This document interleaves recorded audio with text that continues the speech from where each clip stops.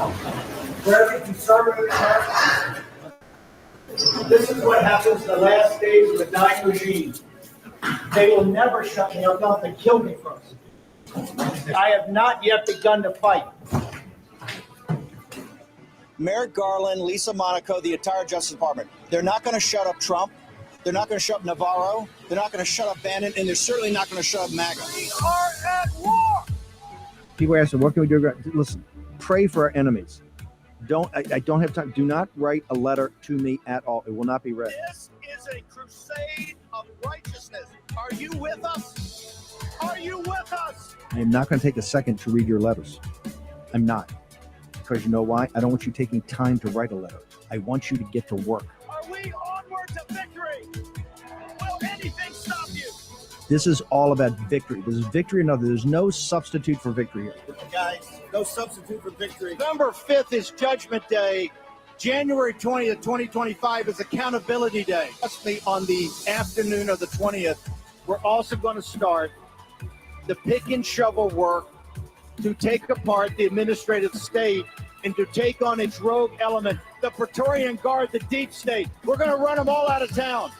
Let's pause it there. Won't play the whole thing. I will share with you the link immediately. I've checked that we are live across all of the various planes of the interwebs. It looks good. We're on the good mic, sharing this in. You know what's amazing is I've gone through this transformation with a number of people.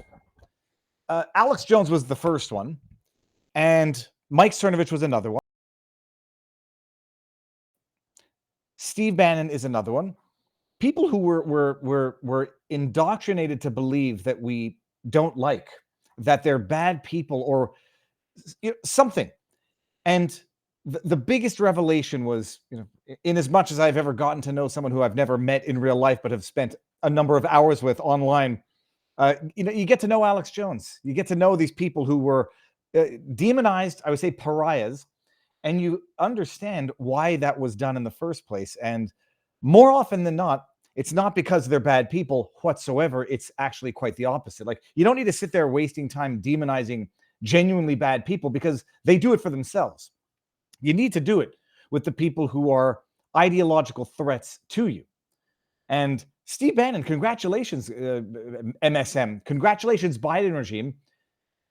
I never really knew who he was. I knew what I thought, the media had said about him. And now I look at him and I see someone who is something of a hero for the time. Didn't choose to be put where he is, in prison for 4 months. Not that long of a time for, anybody who wants to compare him to death row inmates, but 4 months in jail, in prison, for defying a congressional subpoena of an unlawfully formed committee after having been deprived of all of his defenses before a corrupt, I'm fairly certain it was DC, but I might be mistaken, court system. An unlawfully formed January 6th committee issuing unlawful, invalid subpoenas in which he was not allowed to raise that defense, not allowed to raise executive privilege, sent to jail to be a political prisoner for the 4 months leading up to the most important election in the history of America. And I genuinely and sincerely believe that it is that. I'm emotionally invested. I'm personally invested. I didn't start off this way, and I never thought I would be in this position. If it's 4 more years of the Biden-Harris turned Harris-Walz administration, I don't know what's left of America, and I don't know what happens to the rest of the world. And I don't think things look good, and you can follow the polls, and you can follow the betting markets, and you can follow the catastrophic week that is following cackling Kamala wherever she goes. But get out. If early voting is started now in a number of states, like Bongino says, bank the vote. Get out there, bring 10 people with you. And this is not like a holding your nose and voting. This is get out, be proud. I would say take selfies, but double check if you're allowed taking selfies in a state where it might not be illegal to take selfies or ballot pictures and post them to the internet. A lot of jackasses out there, and they all seem to be Kamala Harris supporters. Get out there, vote proudly, and make it the movement. This is like, I spend the weekend thinking about it. I'm obsessing about it. I'm dreaming about it. It's probably not healthy. I'm sitting there looking at a Democrat Party that once celebrated Dick Cheney as a war criminal that he is for 2 decades. And now they celebrate Dick Cheney as a white dude for Harris. They're celebrating Dick Cheney alliance, like literally an alliance with the devil. And you look at who is on Team Kamala, and they are sellouts, they are has-beens, they are liars, they are war criminals of the highest order. And you look at Team Trump, which is beyond Team Trump right now. Tim Walz, what was the list I put together? Mark Cuban, Dick Cheney, Liz Cheney, Adam Kinzinger, the scum of the earth. Usher joining the crowd. Good for you, Usher. Usher, who has deep ties with P. Diddy, who on The View, what was it, 2 weeks ago, shied away from endorsing Kamala Harris, said, you vote for who you vote for, and he looked great doing it. You know, he wasn't playing partisan politics. 2 weeks later, I guess they found something on those Diddy tapes, and he is now towing the political party line. Oh, they got George W. too on this side. It's an amazing thing. And then you compare that to Donald Trump, J.D. Vance. Tim Walz accusing J.D. Vance of denigrating his hometown. Congratulations, Tim Walz. You're an idiot and you didn't read the book. And if you did, you don't know how to read. You got those scumbags versus Trump, J.D. Vance, Vivek Ramaswamy, Elon Musk, RFK Jr., James Woods. I forgot a lot on my list that I put together over the weekend. Good people. You know, the good people who left the Hollywood cesspool support righteousness. And the dirty ones who have P. Diddy tapes all up their wazoo are now supporting Kamala Harris. I put together a meme and I want it to echo through the ages. I don't often, like I'm sitting here and my wife comes into my studio, the home studio, and says, what the hell are you laughing about? And I said, this is what I'm laughing about. I've done something glorious, if I may say so myself, and I need it. Look at this, by the way. It's just so glorious. In case you're not up to speed on Kamala's disgusting, disastrous last week to add it to the rest of them, she thought this was a good idea to like scream like a cackling buffoon. And some people are going to say, this is evidence why we don't need hysterical, emotional, crazy women in office. This has nothing to do with sex or gender. You get up there and scream like a banshee, like an idiot, it will take your campaign down, not because you're a hysterical, irrational woman, because you're an absolute unhinged lunatic. Howard Dean was no woman. And when he lost his stuff on that, when he went nuts screaming at people like a raging buffoon, it tanked his campaign. Listen to this, and it's beautiful. It's a glorious meme. It's loud because Kamala is loud. Should never again have the privilege of standing behind the seal of the President of the United States. Never again. Never again. Never again. Never again. Never again. Never again. Never again. Never again. Never again. Never again. Should never again have the privilege of standing behind the seal. I mean, it's so crazy, and it literally hurts my ears. Like, not hurts my ears like Justin Trudeau. Justin Trudeau hurts my ears, but not physically. That physically hurts my... Who the hell thought that was a good idea? And it's so contrived, and it's so manufactured, and it's so disingenuous. But that's what she is, Link. Contrived, disingenuous, and above all else, thoroughly unhinged. This comes in the same week where she has the balls, and I'll say this, to accuse Trump of being unhinged. Never. It's insane. And, you know, I think I want to have even more optimism than I already have, because I think after having had a discussion with someone who I would have taken for granted, would have been proud to say that they were voting for that cackling hen of an idiot, Kamala, didn't say that. They didn't say that they were voting. They certainly wouldn't be voting for Big Bad Orange Man. But I got the impression like some people who I would have otherwise thought are the most staunch would have been the most proud, diehard, put a first woman, black woman, Indian woman, DEI woman in the White House, wasn't. And so I'm drawing a lot of inspiration from that. Pure Evil says, I mean, so if you, well, I guess we're going to talk about it when Barnes gets here, but let me see if I can bring this up. Pure Evil. If you didn't hear it, I mean, I was obsessing over it. I put out a vlog yesterday. she would never insult Catholics, and then literally tells someone who said Jesus is Lord to get out of her protest or get out of her rally. Oh, you want to go to the one that's down the street, the smaller one down the street, because after all, it's Trump who's the one who's totally infatuated with sizes of crowds, right? It's all confession through projection. It's all hypocrisy, and I genuinely believe she might be too stupid to be evil, but evil is not necessarily like malice. Evil can be cowardice. And I say that as someone, like I know people can accuse me of being a coward, period. But like evil, there's different types of evil. And one of the evil is being a coward and succumbing to temptation. And, if Kamala Harris is too dumb to be bona fide evil, like I don't know if she goes around killing puppies at night, sure as hell wouldn't be surprised with a cackling scream like that. She's evil in that she's playing ball for the deep state, whoever just tells her to say the lines, act like a lunatic, and do whatever you need to do to get elected. All right, people. Never again, never. Oh, I can't stop hearing it, and it drives me nuts. Now, I think one thing that could have prevented me from hearing that, people, is if I would have gotten the Faraday bag from 5G Free. By the way, 5G Free, one of Rumble's partner products out there. It's amazing stuff.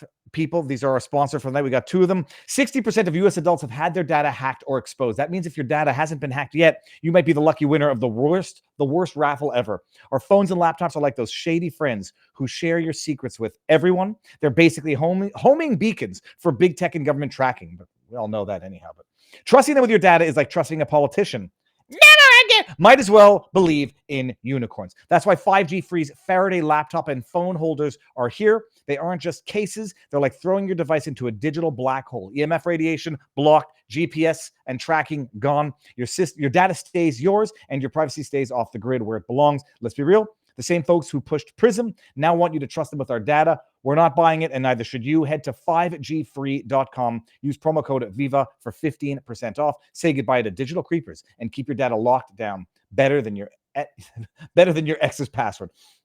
All right, 5G Free right there, people. And our second sponsor. Here we go. Bring it up, people. This is the one that we know very well, and hopefully you have it but don't need it, as opposed to need it and not having it. Remember Event 201. Just before an election, Bill Gates, the World Economic Forum, and John Hopkins ran a pandemic simulation in October 2019. Months later, COVID hit. It'll blow your mind if you didn't know this, but I think everybody watching already knew that. Here we go again, by the way, because it's October. We're on the verge of a historic election, and the bird flu summit is announced. And what they're going to do there, they're just going to run the full-scale pandemic exercise coming on the 21st. It's going to be in New York City. Their playbook is the same: create chaos, bring back lockdowns, and perform medical tyranny. Wake up. This could be their October surprise. Last time we were caught off guard, but now you don't have to be with the proven device medical emergency kit from the wellness company. Every home should have at least one of these. They're packed with life-saving medications: ivermectin, amoxicillin, Z-Pak, all backed by experts like Dr. Peter McCullough.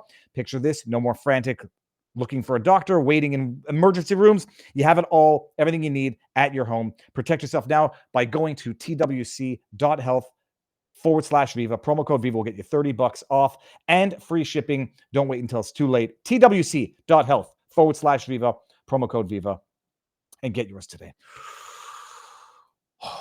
Never again. All right, so it's it's amazing, by the way. So we might stay on both platforms all night. We'll see how this works out here, because coming into the election night, we're going to be live streaming the election night. I am not teaming up with, but Eric Hunley and Mark Robert are going to be down the street from where I live doing something. So we're going to have a whole night of November 5th dedicated, and I'll be bouncing around, but we're going to have this, and it's going to be amazing. There was a reason why I was bringing that up. Oh yes, November. Geez, I don't want to be accused of the wrong date. The election is the November 5th election. It's November 5th. I keep getting mixed up between November 4 and November 5. By November 6, we're going to know. Yes, in-person voting deadlines, November 5th. November 5th, Tuesday, people. Get out and vote. All right, peeps, we're live across all of the various planes of the interwebs: Rumble, YouTube, and vivabarneslaw.locals.com. Thanks for all your streams. Your perspective is so appreciated. Bella 40, thank you very much for being here. Cheryl Gage in the house. Trump, do you want fries with your free speech? Me, yes, I do. Hold on one second. If you haven't seen that, I had that one on the backdrop. The thing is this. I can understand how people have just been indoctrinated to hate Trump. Like, I can understand how people listen to Trump's voice and hate his voice as much as I hate Justin Trudeau's or Kamala Harris. I can understand it only, mutatis mutandis. But I say, like, it's like someone saying, yeah, I hate rib steak as much. I hate eating rib steak as much as I hate eating poo. I'm sorry to like give a graphic discuss. Or like, I hate eating rib steak as much as I hate eating rotten milk. I can understand how somebody says that, but they're wrong. Okay? I can understand that someone thinks that they hate Donald Trump's voice and they look at this and say, what a contrived photo op. First of all, it is a photo op and it's a glorious one. It's a troll. It's funny. When you listen to this, listen carefully. When he waves out the window and you hear a crowd of people cheering, I think that's what it is. I can understand people think they hate Donald Trump, and to them, I wish I could like metaphorically slap them and splash cold water in their face and say, you idiots. You don't understand that this man is not what you have been brainwashed into thinking that he is. I don't need to be brainwashed into thinking that Kamala Harris is what she is. She tells us this on a daily basis. Oh, but he made fun of the handicapped reporter because you're idiots and you believe propaganda. Oh, but you said suckers and losers because you're idiots because you believe propaganda. Oh, you wouldn't go to the funeral in France with the gravestones of the soldiers. You're idiots and you believe propaganda.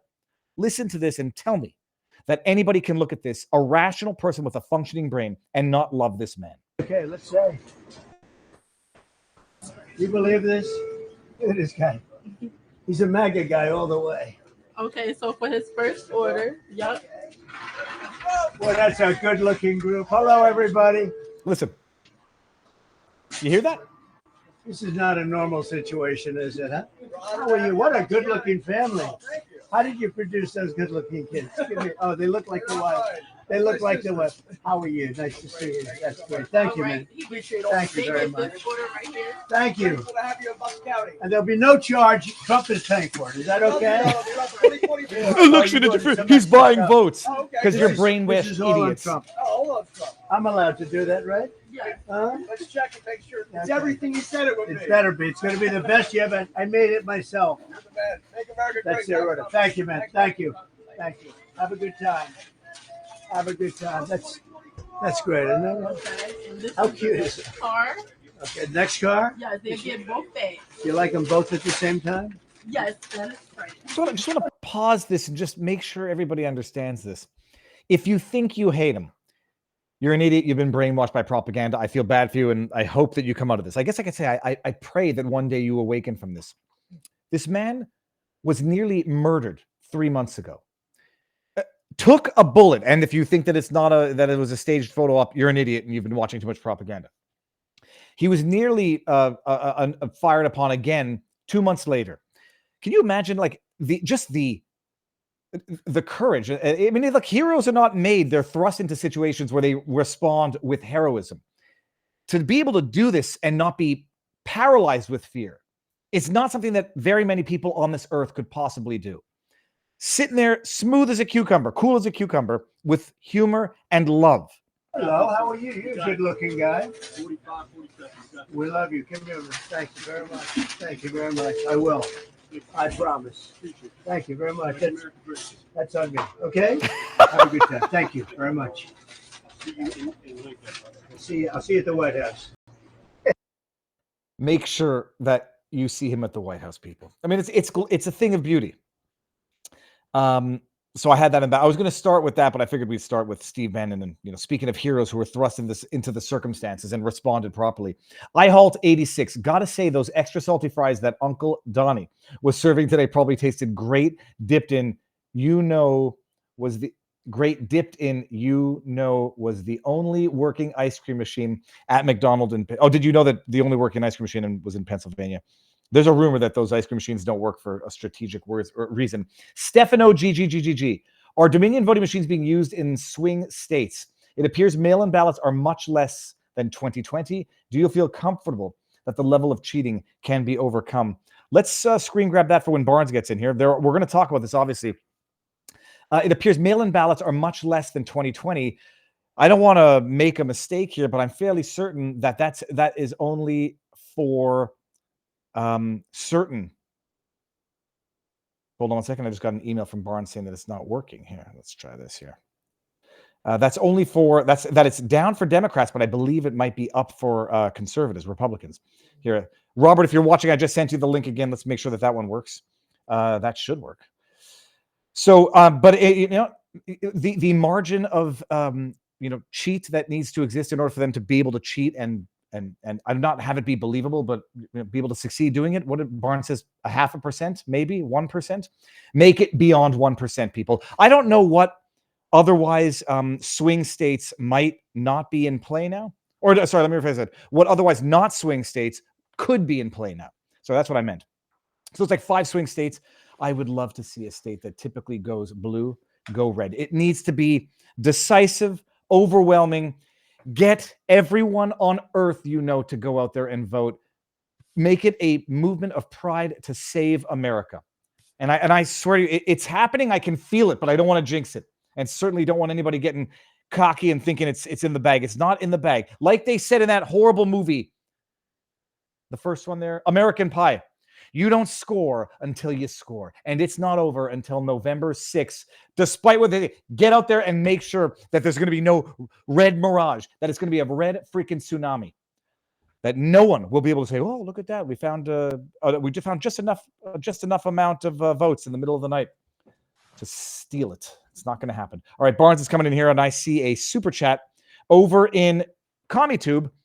Florida Dad, haven't seen him in a while. Viva, been away for a while studying, but I can report I passed the bar. Florida Dad Esquire now. By the way, bless you. The New Testament specifically equates cowards with murderers. It's very much a sin. That is Rev 21:8. I don't know what the REV stands for. Robert, I think I'm becoming religious. Like it's a crazy thing. I keep saying I don't believe in God, and yet I still think we witnessed an act of God. I'm still saying I'm not religious, but my goodness, the Bible has a lot of the. Let's say maybe it has all of them, but it has a lot of the lessons of life that everybody needs to know. And whenever I want to find an insightful, not an expression, a maximum something, I just go Google Bible verses with the word, and it comes up. Sir, how goes the battle? We're back to that. They won't let me use my camera again. You know what? I used the wrong. I'm gonna hop out and come back. Yeah, come back. I'll read a few more chats.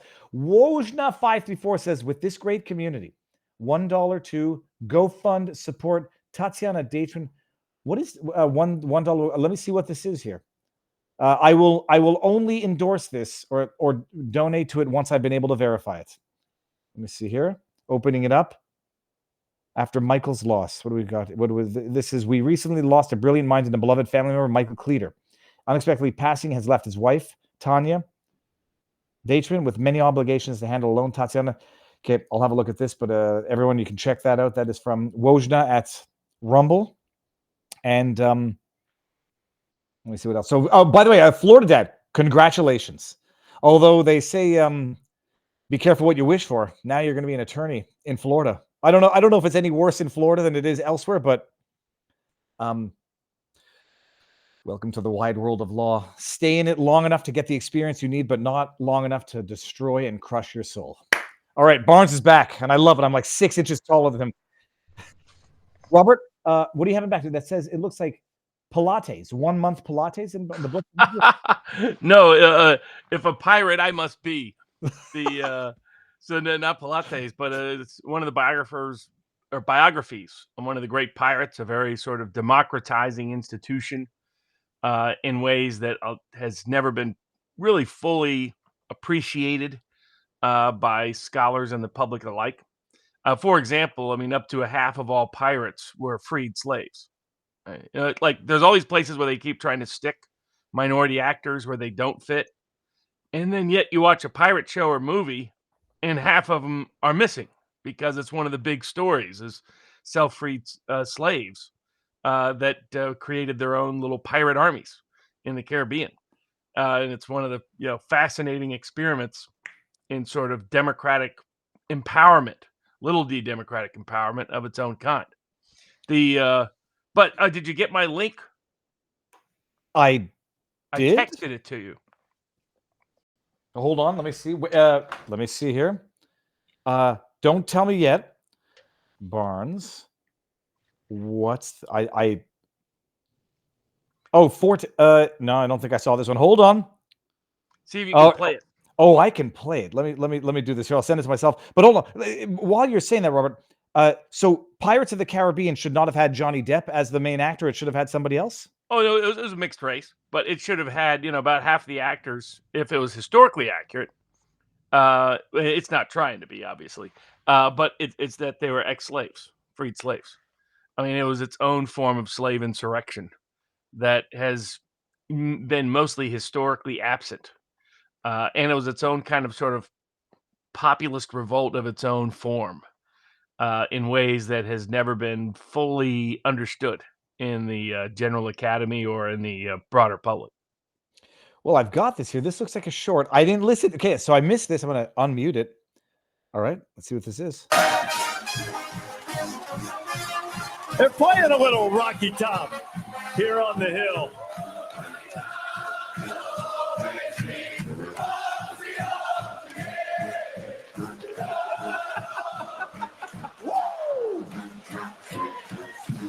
That was for this past Saturday. Robert, I can't pretend to even know what that is. That is the University of Tennessee defeating the University of Alabama in the college football game. It is one of the greatest, oldest historic rivalries in all of world sports, at least in my opinion. So this is a great little Tennessee. They combine the flag with Tennessee football imagery, very apropos. And Rocky Top is the anthem song sung by Tennessee football fans. So that whenever there's anything to celebrate, folks will be singing Rocky Top. I still think the best song of any team, of any brand, of any sport, anywhere in the world. But special reason to celebrate. And they finish the celebration when they win with a cigar. That's a tradition going back more than half a century. So to all my Tennessee friends and family, it was a good day. And what they chant is they don't give a darn about the whole state of Alabama, because we're from Tennessee. Whenever you win. So great win by the Tennessee football team. Robert, what do we have on the menu for tonight while I pull up one thing that I know we're going to look at? What's on the menu? We have the case of Robbie Roberson in Texas. The issues that are happening with Title VII cases. One is going up to the Supreme Court about how employers are getting away with discriminating against people on religious grounds. I had another case. It's pending before the Third Circuit Court of Appeals, but it's becoming a broader pattern throughout the country where federal courts are converting Title VII cases, especially in the COVID vaccine context, into heresy trials and inquisitions into people's political and religious beliefs as a precondition of them having access to a jury trial. We qualified immunity, two separate cases. One is a petition that I am bringing to the Supreme Court of the United States concerning how they're shifting the burden of proof in qualified immunity cases and extending and expanding too far immunity for rogue government agents, as well as there's a case already before the Supreme Court that the Supreme Court issued a favorable ruling on concerning a Texas citizen journalist and the very problematic use of a particular Texas criminal law. We have the Defense Department memorandum that was by a slight margin the most voted topic at the Viva Barnes Law.locals.com board today. That sort of went viral with Ron Paul and some others talking about it. There's been some misunderstanding, I think, about what exactly that is. Mm-hmm. There were people who thought it meant that the Biden administration had authorized intelligence officers to go out and murder Americans. The RICO up before the Supreme Court. When is an economic injury somehow not an economic injury, according to the corporate defendants caught doing bad acts? True threats, a disturbing case before the Third Circuit Court of Appeals, trying to undermine First Amendment freedoms by extending and expanding true threats jurisdiction beyond its original intentions. When is a curfew constitutional? When must a federal judge, recuse and disqualify themselves, one of the rare instances of the appeals court scolding a Mhm. lower court for not recusing. When can a court prohibit somebody from suing in another court? They're called anti-suit injunctions. Those cases also reached the appellate courts this past week. RICO, what RICO means is in that broader context, and as well the penny trial that is about to start Yeah. in New York City. I said I'll be covering it, following it, but I don't think I'll be doing the day long, all day coverage. It is being broadcast. It's being streamed. I have no idea. I'm fairly certain it is. Let me bring up the one that I know everybody was flipping out for. I still think it's an amazing thing. Like, it's 50-50 of people who are intelligent, who I've known are good faith, reasonable people who are disagreeing over the panic to be placed in this. So the news of the week was that this Department of Defense directive issued a revised directive, revised as of September of this year, which apparently, that's not the right part of it. It was this one, which apparently adds this. It says the Secretary of Defense may approve of any type of requested permissible assistance described in paragraph 3.2, yada, yada, yada. The decision to approve requests for these types of permissible assistance described in paragraph 3.2 to law enforcement agencies and other civil authorities are reserved to the Secretary of Defense. Okay. And then it says it's adding assistance in responding with assets with potential for lethality or any situation in which it is reasonably foreseeable that providing the requested assistance may involve the use of force that is likely to result in lethal force, including death or serious bodily injury. And this was in the broader context of the military responding to domestic upheaval disturbances. So, like, I tried to make sense of it. I don't think I'm going to be able to. What is the context in which this directive is being issued? Who's it being issued to? And what new powers does it give them over powers that they already had? It doesn't give any new powers, and in fact limits existing powers. So this particular directive derives back from 2007, and it was dealing with the implications of the Patriot Act, spying on Americans, and it was meant to restrict the activities that could lead to spying on Americans by various intelligence assets at various federal agencies. It was revised by Barack Obama in 2016 and revised now a third time by President Biden in 2024 in September. What this provision says is that if an intelligence asset from any of the federal government is requested to assist with a local or state investigation or case in any manner, and that federal agent has the authority and the means already of engaging in lethal force, that federal agent, he or she, is not allowed to go to the local or work with the local or state agency unless the Secretary of Defense approves it. It's the Biden administration not wanting to get implicated in an agent doing something in a SWAT team raid or one of these cooperating cases where especially if they come from the intelligence apparatus in some capacity. So I don't know what triggered this particular concern within the Biden administration.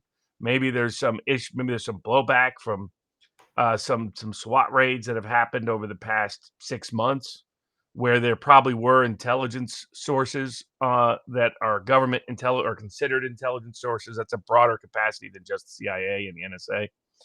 And like in the case of the gentleman who was shot and killed, basically. Facebook posts. Yeah, exactly. One guy over Facebook post, another guy in another situation with I think in Arkansas. So that may have precipitated this. But first of all, a directive cannot create new law or authority. That doesn't exist. A directive is interpreting existing law.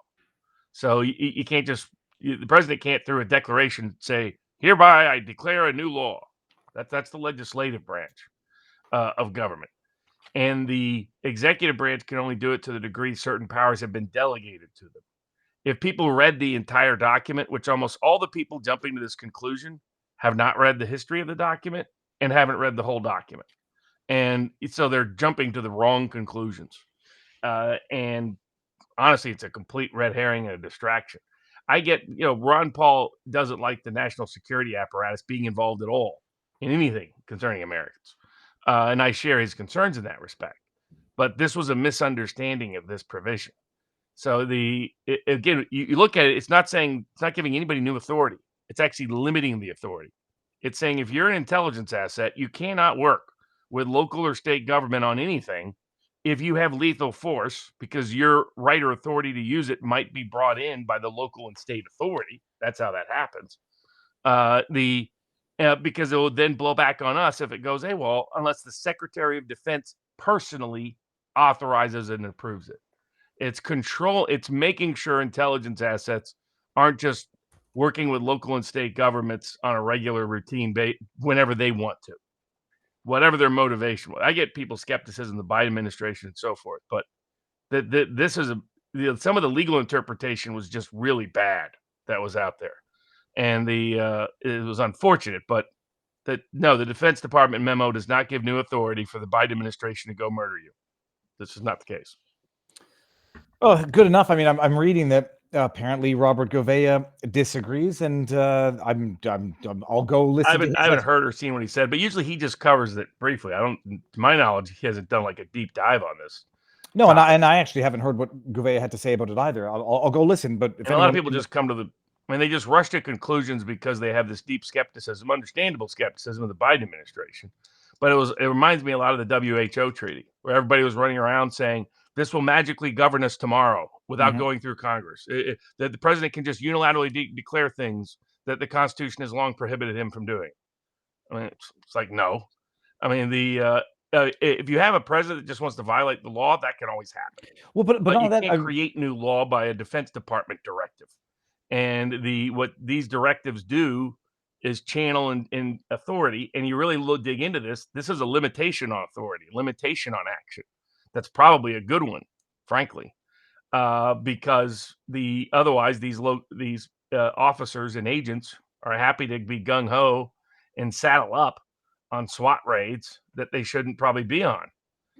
If there's someone that is authorized within the federal government to have the authority to use lethal force, but when they use it with these state and local because that's what this whole paragraph is talking about, state and local investigations, that legal authority will come from the state and local authority, that they're kind of deputizing the federal officer. The feds don't want to be implicated in that for whatever reason, maybe good reasons, maybe bad reasons. But it's not an extension or expansion to mass murder you. I mean, there's a bunch of trolls in the chat, which is always a good sign. Okay, fantastic. So, I mean, people want to believe dumb stuff. Well, there's people running around saying the elections are all going to be stolen. You're wasting your time. And what they're not admitting is their real intention is they're complicit with the bad actors. Because why would somebody go around telling you that the election is guaranteed to be stolen? What's their intent? What action do they want you to take? They want you to not vote, not participate, not care, not be engaged. In other words, they're working for the other side that they claim to be working against. And they make stuff up. I mean, there's people for example, I've been a big critic of Dominion machines and machines in general. Ask a lot of these people that claim that Dominion machines will run the entire election. How many counties are Dominion machines even located in America? Hint, about 90% of counties, they're not even located in. So how are they going to manipulate the vote in 90% of the counties where they're not located in? These people don't have answers. They buy red herrings and they run off on wild goose chases. I mean, there's people running around saying that, there's millions of illegals on the voting rolls, and that's been proven. No, it hasn't. That hasn't been proved. There's things to worry about in the election, a whole bunch of them, but these are not the ones to be worried about. And people keep chasing red herrings and black pill doomers. And what they're really doing is they're helping the other side.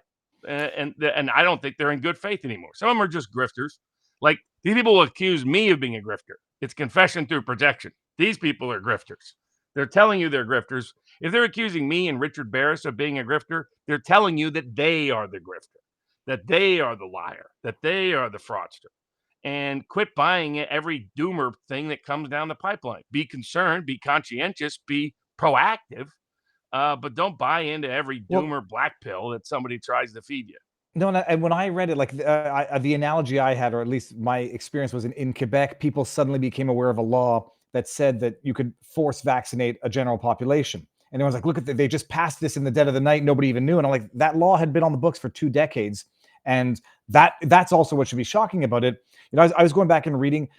First, it didn't strike me as the government needing any authorization to use lethal force on Americans. They've done it repeatedly.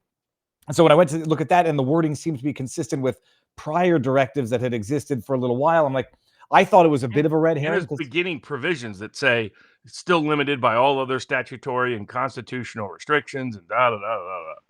So I mean, there's reasons to wonder why they're revising these things.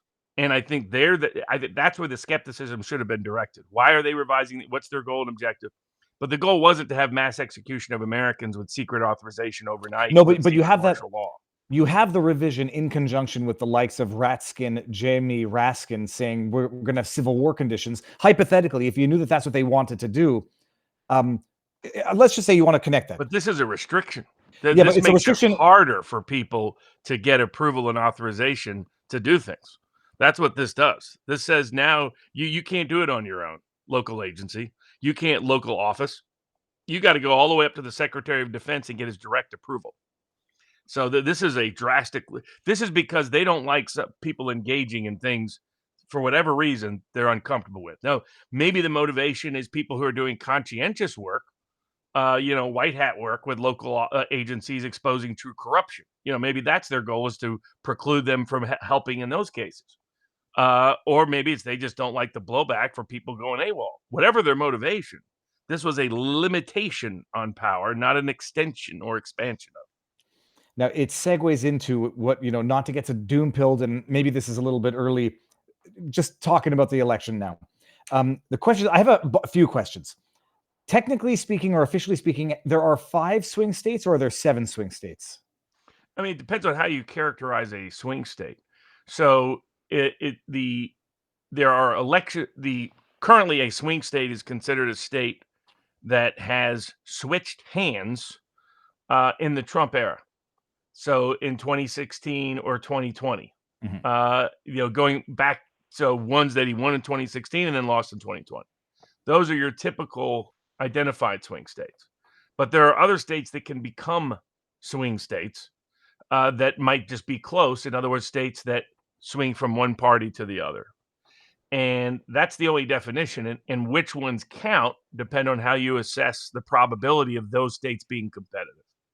So in some people's, there's a consensus, relatively speaking, that Georgia, Pennsylvania, Arizona, Nevada, Michigan, and Wisconsin are swing states. There's some people that would say Florida and North Carolina are swing states, that Trump could lose those. There are those on the more conservative side that say New Mexico, Minnesota, Maine, and New Hampshire are swing states because in either one of the last 2 elections they've been close and might again be close. So the only thing that excludes a swing state is a state that is consistently voted by double digits or more for one party or the other. Mm-hmm. So, Alabama, Mississippi, Idaho, Wyoming, California, New York, New Jersey, these are not realistically considered swing states in the Trump era. So that's all it really means. Okay. And now,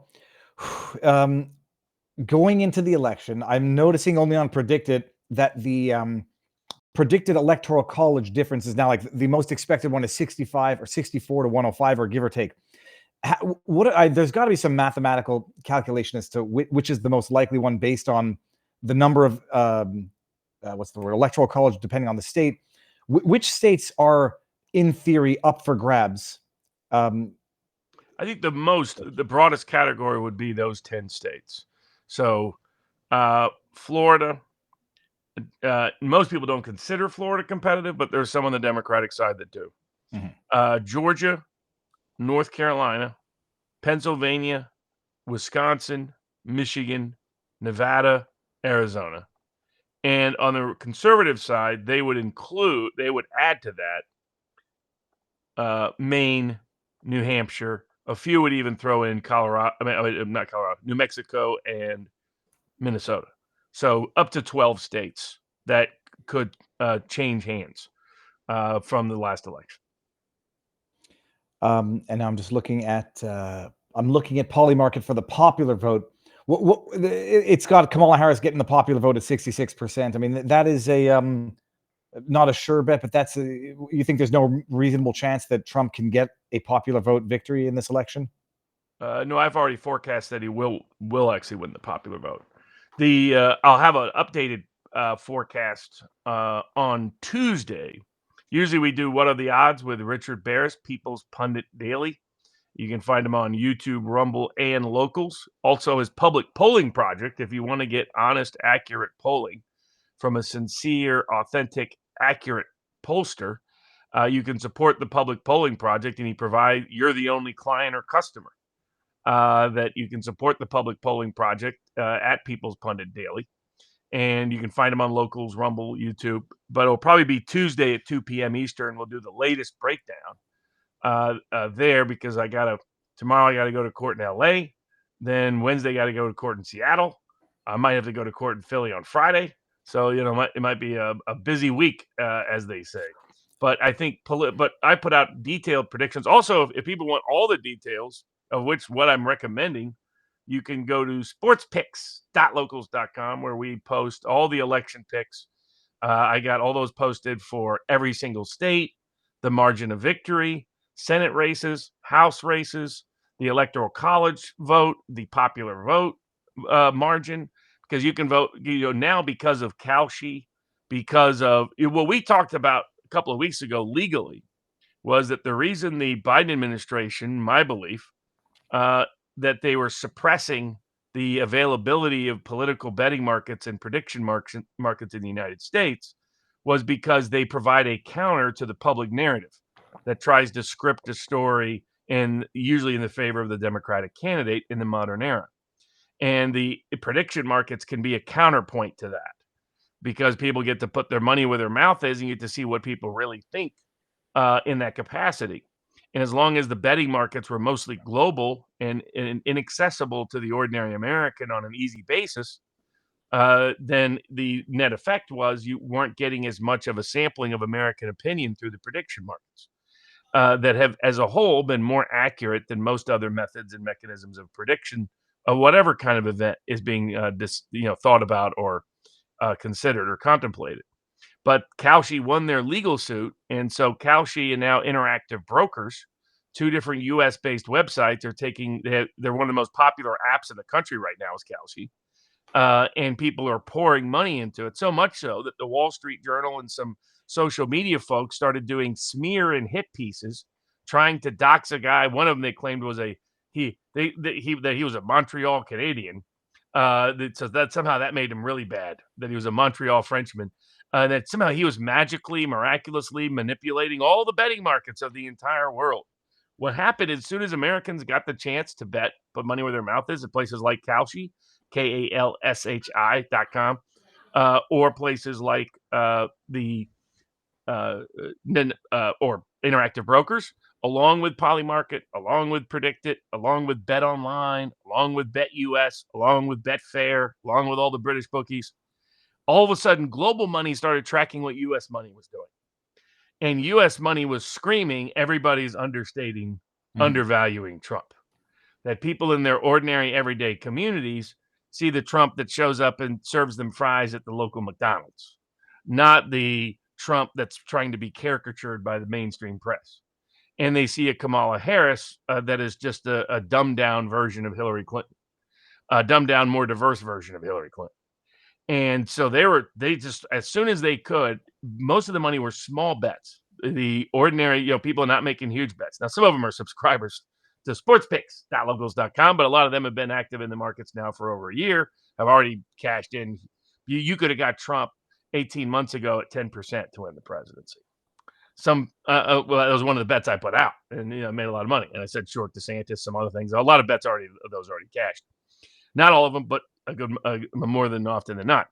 And so once they got access to that, all of a sudden the whole world was like, hold on a second. All the bookies started paying attention to it. A lot of the global money started paying attention to it. And they're saying the people who really care and who have a reason to care about making sure they don't lose their money are saying at a record rate, Trump is going to win this thing.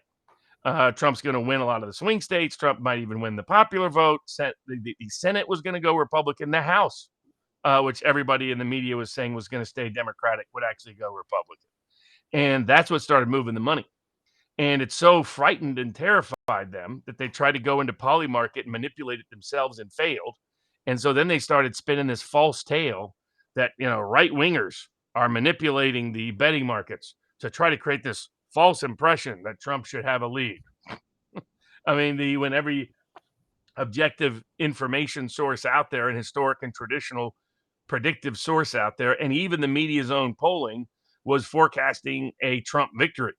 The Harris's own internal polling was forecasting a Trump victory. When you have Democratic Senate candidates in these swing states cutting ads talking about how much they really are aligned with Trump, you don't have to be a genius to know what's happening in those states. But that's why, the Biden administration weaponizing the legal system to suppress accurate information. It was like another form of censorship, just by disguise, by not allowing ordinary Americans to put money where their mouth is about what they think is going to happen in the election.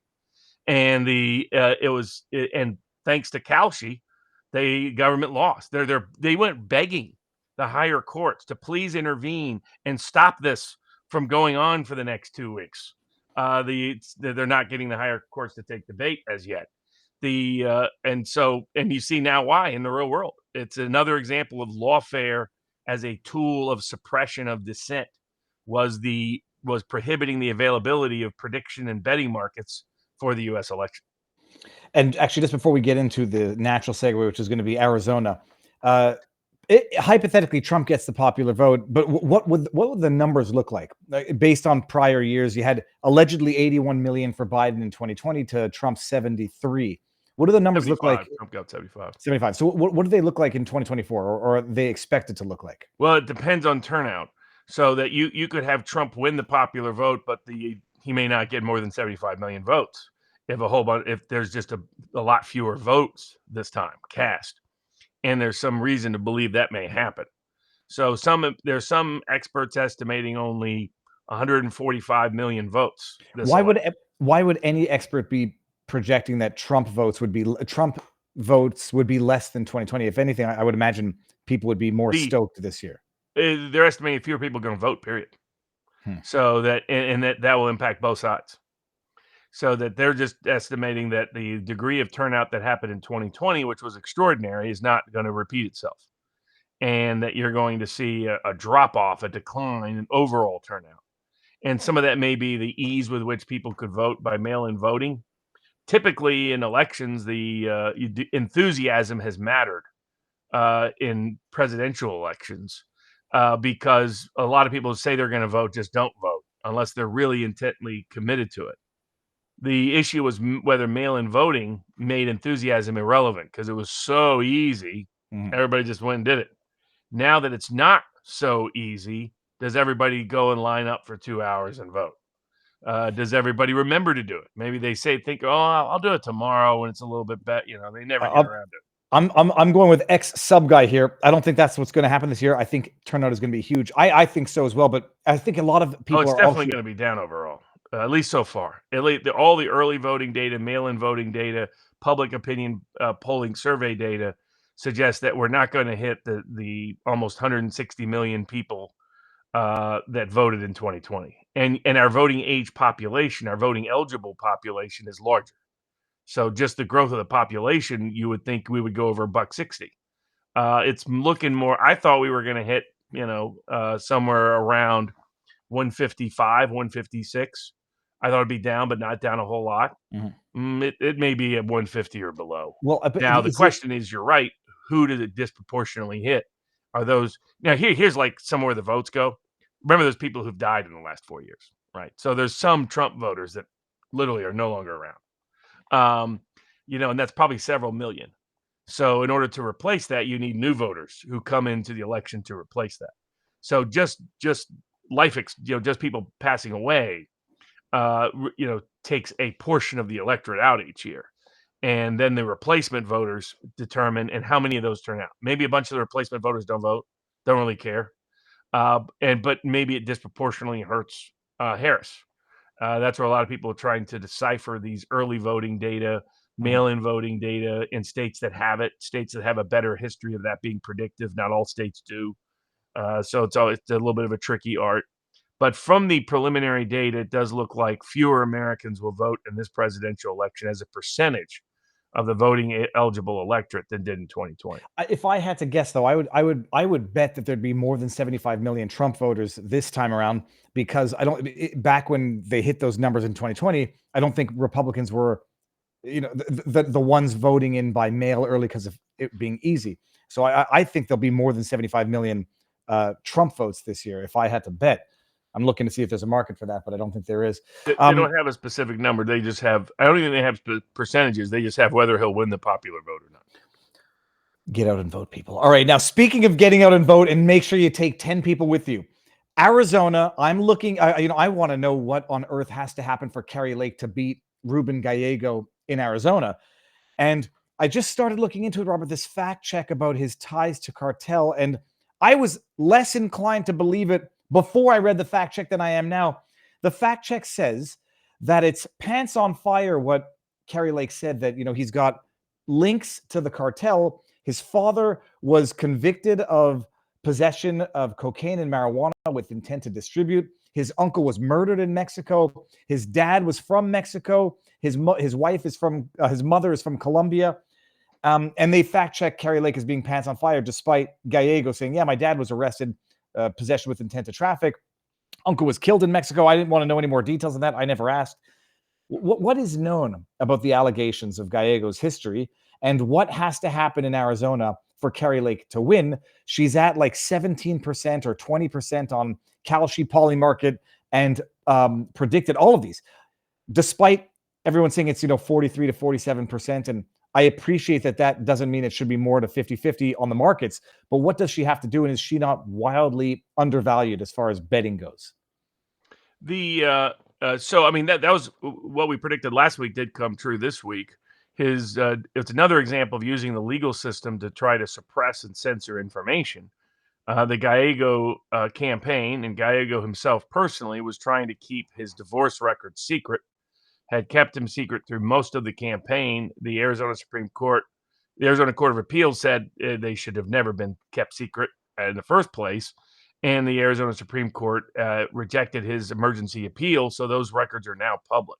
But it didn't show what it wasn't as damning or damning at all. There was an allegation of in their divorce agreement papers that the parties agreed to no substantial history of domestic violence, which some lawyers suggest is an indication of domestic violence, but they agree to that so that one person doesn't get prejudiced in the courts. I don't know if you have any particular take on that. Well, I think the reason why he tried to keep it secret was primarily the timing of his divorce. That that basically he decided to abandon his wife when she was 9 months pregnant, and take up with the person he was probably already having an affair with, who apparently worked in his office. Mm-hmm. So it's just sleazy Democratic kind of behavior. Now there's no question of his familial ties to drug cartels, especially in Mexico, and the only issue there then is, do you extend that to Colombian drug cartels? You don't have to watch the Netflix show Narcos to know that the two are indistinguishable and have been now for about 40 years. That they work their hand in hand. They don't grow the cocaine down there in Sonoma. So who are they getting it from?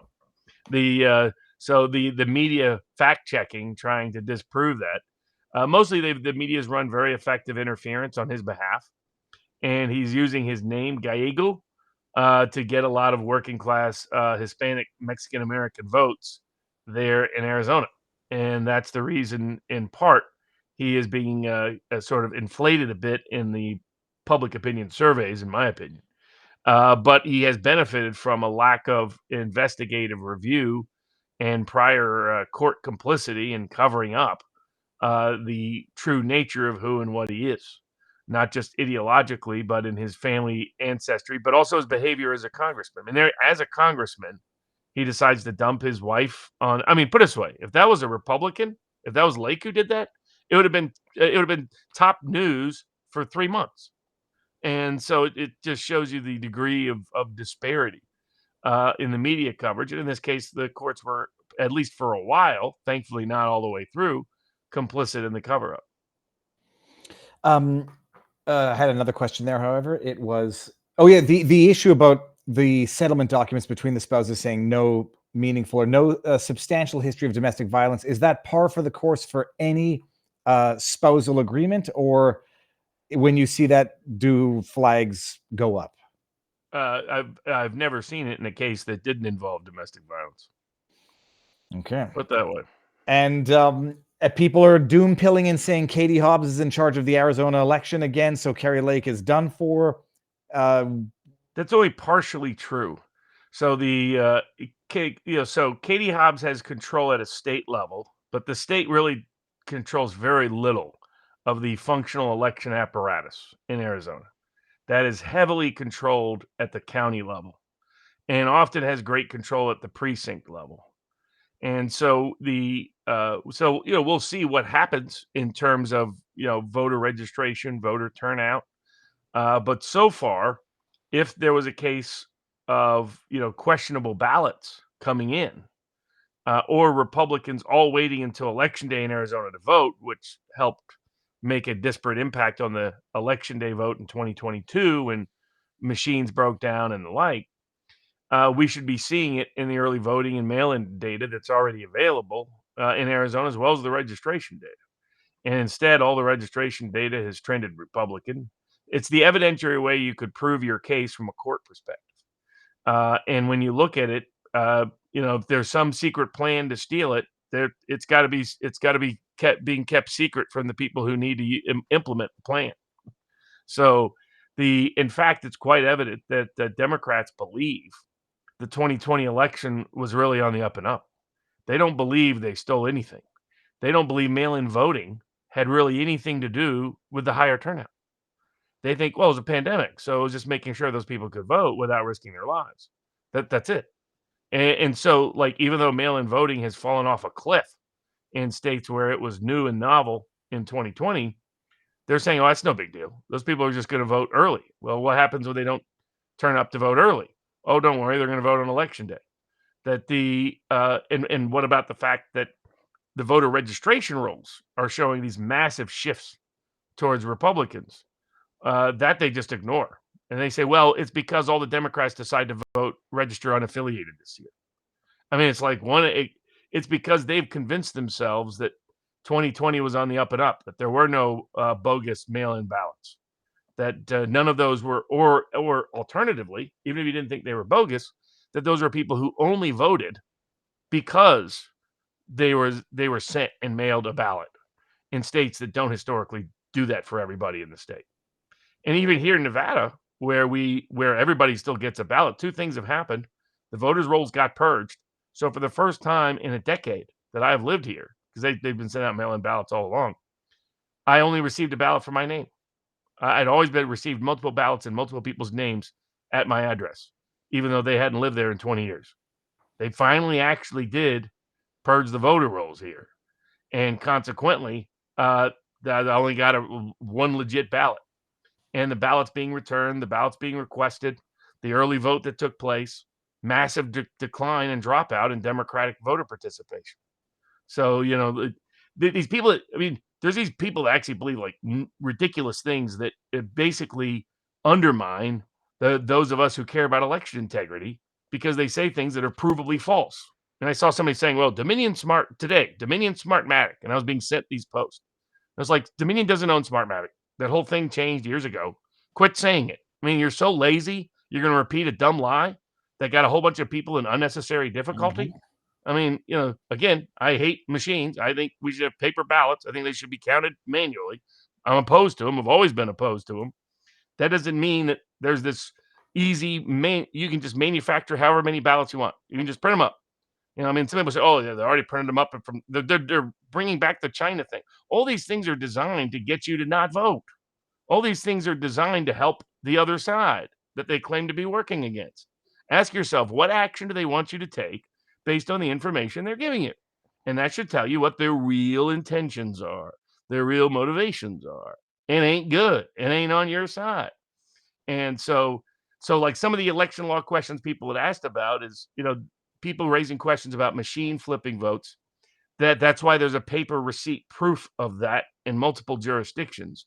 And you can catch it. If that's happening with any machine, you say, hold on a second, this doesn't accurately reflect my vote. You tell them and they fix it. So that's the point of getting paper receipts. By the way, the people who've argued for paper receipts forever, to their credit, has been Democrats. Republicans originally didn't want paper receipts. So just a little reminder of how this all evolved. So illegals aren't on the rolls. The machines can't easily fix elections by themselves. You need votes to steal to pack the ballot box. You can't just say, okay, I got 2,000 ballots, I'm just going to stick them in here, when there's not 2,000 people on the voter rolls that have been voted, when they're not even registered to vote now. So, I mean, there are things to pay attention to. The highlighted concerns, in my opinion, are still the same, which is, are we going to do meaningful signature match checks on the elections? Now, interesting, so far, in Alabama, that case that went forward that we talked about last week, the federal district court, it did enjoin the state of Alabama from going forward because of how it unfolded. In other words, so Alabama makes this big deal saying we found a bunch of people who aren't qualified to vote on the rolls. It turned out 90% of them were in fact qualified to vote. This is why you got people just running down every rabbit hole over and over again of doomer black pill theories, end up undermining and sabotaging legitimate questions about election integrity by pushing the wrong story and the wrong narrative and chasing various red herrings around. I was curious to see what the evidentiary record was, and then it turned out the evidentiary record didn't support Alabama's position very well. It's like, okay, that mistake shouldn't have happened in the first instance. They shouldn't have made such a huge deal out of it. Look at how we're defending the election. We found these 50,000 bogus voters. If it turns out 45 of the 50 belong on the voter rolls and you were wrong. That's where it's important to focus. But where there is still legitimate issues, still ongoing litigation, most of it has been wrapped up. But one case that will likely reach the Supreme Court is several of Robert Kennedy's cases. One of them is out of Michigan that was filed in the Sixth Circuit Court of Appeals, where several federal judges dissented. Of course, the federal judges said they have new excuses, by the way. The new excuse, because the old one was, if you sued in spring, the case wasn't ripe. If you sued in summer, the case was already moot. If you sued in fall, by golly, that's latches. You should be smacked around for even bringing the suit, sanctioned for it. The new, and in general, you never have standing when you need it. Here in Nevada, for example, there are still a few people left on the rolls that don't belong there, according to a very credible claim, a credible lawsuit. The district court judge said, "No, you don't have any standing to enforce it." It's like, well, then who does have standing, right? It's a good point. Standing is still one of the major hurdles to constitutional enforcement in this country, as a bogus doctrine invented by lazy judges wanting to play Pontius Pilate rather than deal with their duties to enforce the Constitution, and even in controversial cases. So there are case examples like that. But what Robert Kennedy is pursuing is he's saying, look, I have a First Amendment right, and the federal to not be. This is a great theory that his lawyers came up with, which is forcing me on the ballot when I am now withdrawing from the ballot in that state is compelling me to engage in speech.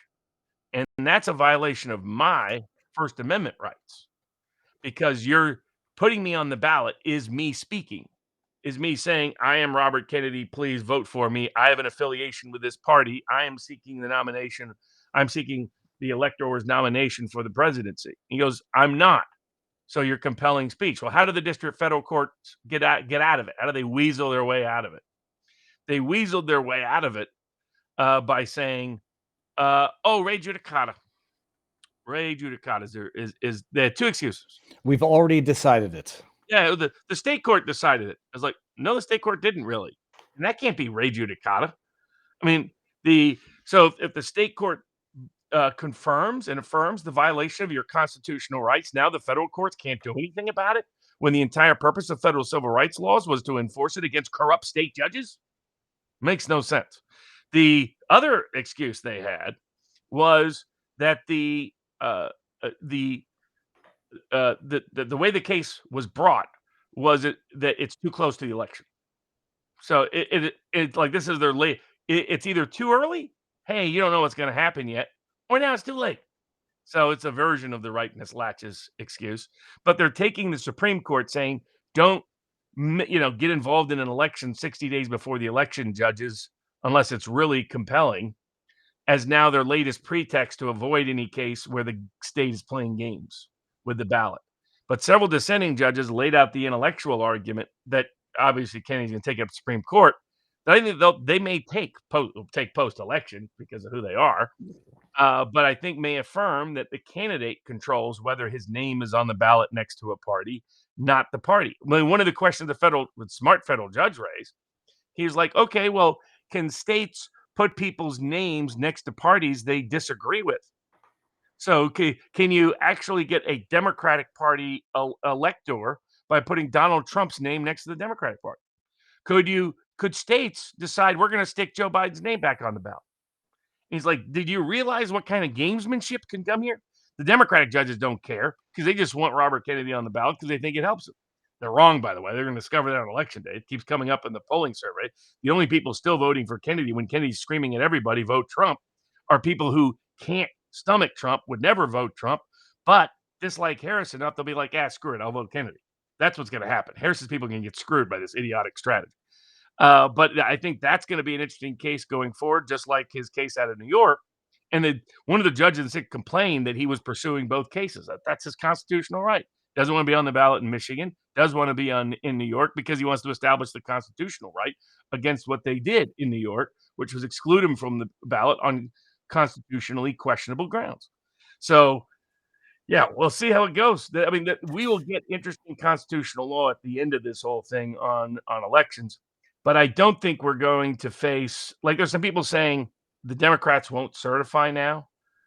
There's two major hurdles with that. One, Democrats changed the law. Kamala Harris no longer has any legal authority to challenge anything in the 2024 election. Democrats demanded to make it clear, but they pretended that Pence never had that authority. It's like, well, then why did you have to pass a law to say the vice president doesn't have this authority if he never had it? Put that aside, people forget they passed that law. Harris no longer has any legal role whatsoever beyond ministerial in the certification of the election. So she can't block him anymore. Harris championed this law. The second problem they have is a political one. You can't go around for 4 years, including prosecuting and trying to imprison a bunch of people, saying that challenging an election is a federal crime, and then turn around and challenge an election. I get it's hypocrisy from the past. What people like Ratskin is trying to do is he's trying to get Democrats down ballot to please turn out and volunteer and vote and donate, even when they think Trump's going to win, by saying, don't worry, we'll secretly stop him. So keep giving us money to the House, keep volunteering, keep going to the phone bank, keep knocking on doors, and especially keep sending us the check because we have a secret way to stop him. That's all that is. They already in DC, they already know that's never going to happen.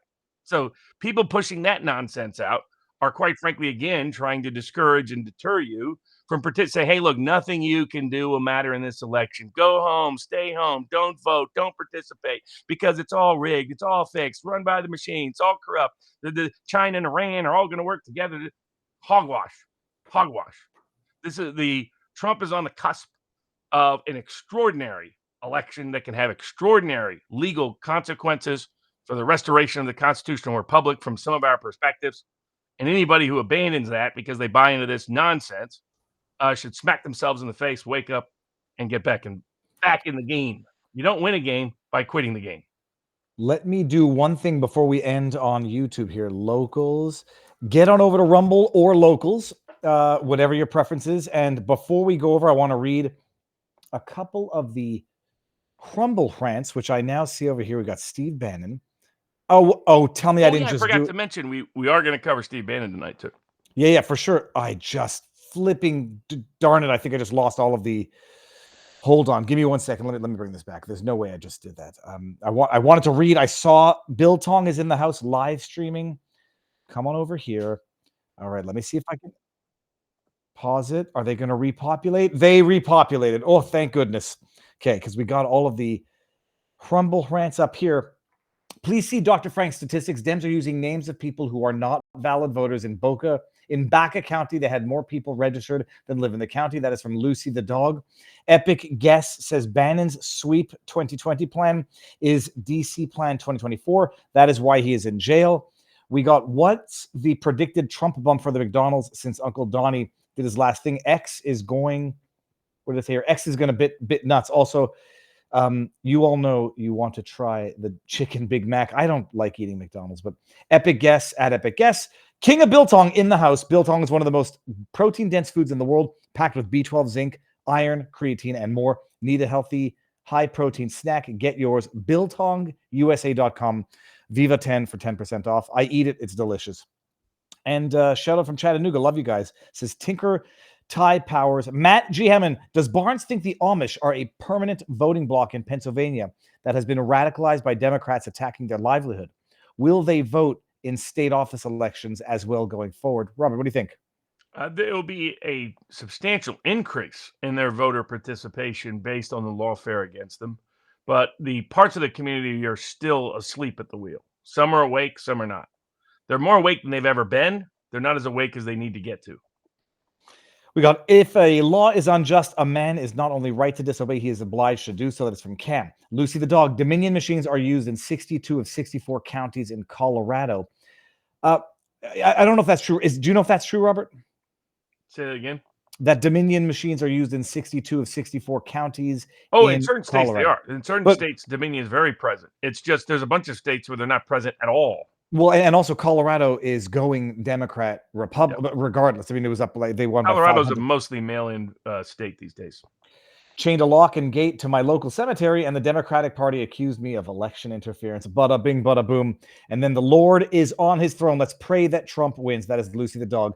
Barnes, did Tina Peters get convicted of taking forensic images of ballot papers or using an ID to watch the deletion of paper ballots? No, the fake paper ballots are only there in case of an audit.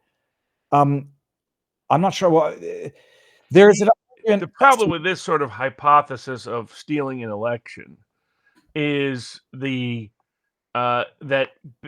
basically you'd have to have mass complicity of a whole bunch of election officials, including in a bunch of Republican counties. So that's the big problem with that hypothesis. And that is that a bunch of ballots are fake, and they're brought in, and they're said that this is what the person voted, and you basically completely circumvented the entire chain of custody. And it's like, how do you, someone tell me how that's done at a mass level across the country? Two problems. One is how it's done in the first place. That doesn't have a bunch of, middle-aged Republican conservative small town election people all agreeing to conspire in this way. And then secondly, why wouldn't it be flagged by states where that doesn't happen? Right? In other words, you should see a disparity, right? You should see the way you prove election fraud is you see like-minded communities voting in very different directions, in which you can explain empirically by some fraudulent mechanism or method. So in order to accomplish that, there's various ways you can, but you at least at the first place have to have such a disparity. The problem was they printed all this stuff about, different things with little graphs and whatnot. And a lot of that stuff was just flat wrong. That's why Mike Lindell had to pay the $5 million. The person came forward with data that actually disproved one of his key hypotheses. And I like Mike, but I was saying to him and other people, you're chasing rabbit holes and you're ignoring the glaring evidence right in front of you. Did constitutionally qualified people vote? Just check the voter rolls, compare it to whether or not they'll use available databases to see whether they were qualified to vote under the rules set by the legislature of each state. Did people vote in a constitutionally qualified method? Look at what the mechanisms are to enforce it and cross-check it with that. I like 2,000 mules. I support 2,000 mules is my thesis. My thesis is they got votes from people in some cases who didn't even know they voted. Yeah, like Jimmy Carter, or like that old lady who's like, "Here, Grandma, you're voting. Here, let me keep the pen in your hand because otherwise it's illegal." And then mark the ballot. You just voted for the first Black, Indian woman, whatever. It came from nursing homes, post office boxes, in apartment complexes. That's what people like. It's driving me Places nuts. where Like there were a bunch of ballots. You could take those ballots in a centralized location. You knew who was and wasn't voting, and you voted for them on their behalf. And then you distributed them through a mechanism like 2,000 Mules and dropped them off at drop boxes so nobody saw it. You're not going through all of that instead we've printed the ballots from China and they came over and they're sitting here in a box and we'll just run them through the scanner. And that's why some of the theories are mutually exclusive. Like people saying, yeah, well, they boarded up the windows. Well, you don't have to do that if they're flipping the votes. And also like they already have fake ballots. All right, well, we've gone for too long here now. We're ending on CommieTube, and it ends on Twitter as well, but it is what it is. Sorry, I keep spitting tonight. Rumble and Locals, we're updating. So YouTube, come on over, either to vivabarneslaw.locals. Hold on. Before we do this, I have to show everybody what my dog looks like right now. Pudge. Hey, what's up? She's ashamed. Okay, we've got Halloween costumes already. Check this out. I was wondering when my kid came in here with a devious grin on his face. Let's see this here. This is what our dog looks like. She's got a Yoda sweater on, which actually looks much funnier on Winston than on Pudge. Get on it. We're carrying this over on the free speech platform, Rumble and Locals, and I'll put up the entire stream on Viva Clips tomorrow. Update. Bada bing, bada boom. Okay, I didn't get kicked out of the stream this time. No, trust me. Like I appreciate. First of all, I think there's a lot of trolls, and it's fantastic. Like I've noticed a lot more tonight, and people don't complain about the trolls because we really don't block people except for spamming. You spam, you will notice that you're not there anymore because spamming is annoying. But there's like people have mutually incompatible theories. Dominion votings were doing it, and it's all, the 1/4 vote here, and simultaneously that's why they were also boarding up the windows. The 2,000 Mules, I don't think you question that whatsoever. That was about people harvesting ballots and getting old people homes. The significance. How do you get people who aren't qualified to vote? You do so by having a mechanism of voting like mail-in balloting that doesn't have a secure chain of custody for the ballot from voter to ballot box. And you circumvent all the rules governing how that chain of custody is going to work, including that they have to request it. They have to take certain steps to request it. They have to prove certain things in order to receive it. When they receive it, they have to confirm through their signature that matches their signature on their voter file that it was they who filled out that ballot, and they have to be the ones to return it. And that's what they eviscerated in 2020. Some states still have liberalized rules. Many no longer do. And in 2020, in places like Georgia, they mass mailed all the votes. They sent ballots to everybody. It looks like Georgia will have about 90 to 95% of the people who voted by mail won't vote by mail in 2024. Wow. Right? That's a radical decline. Actually, and if we could just pause on Georgia for 1 second, there was an issue in Georgia for the judge putting on pause the new Georgia, I don't know what they call them, election. The hand counting rule. Hand counting afterwards. I can understand the appellate food chain. And I think that's the board. The Georgia board sees it as they have the authority to do so. The Georgia judge was interpreting it that their power was purely, by the way, I think one of the judges that ruled is the same one that's assigned the Trump case. It's kind of interesting how these cases get magically reassigned. But the other issue there, too, is too much in Fulton County. I mean, when are conservative states going to stop giving jurisdictional control over key major issues impacting their entire state to the one Democratic haven in their state?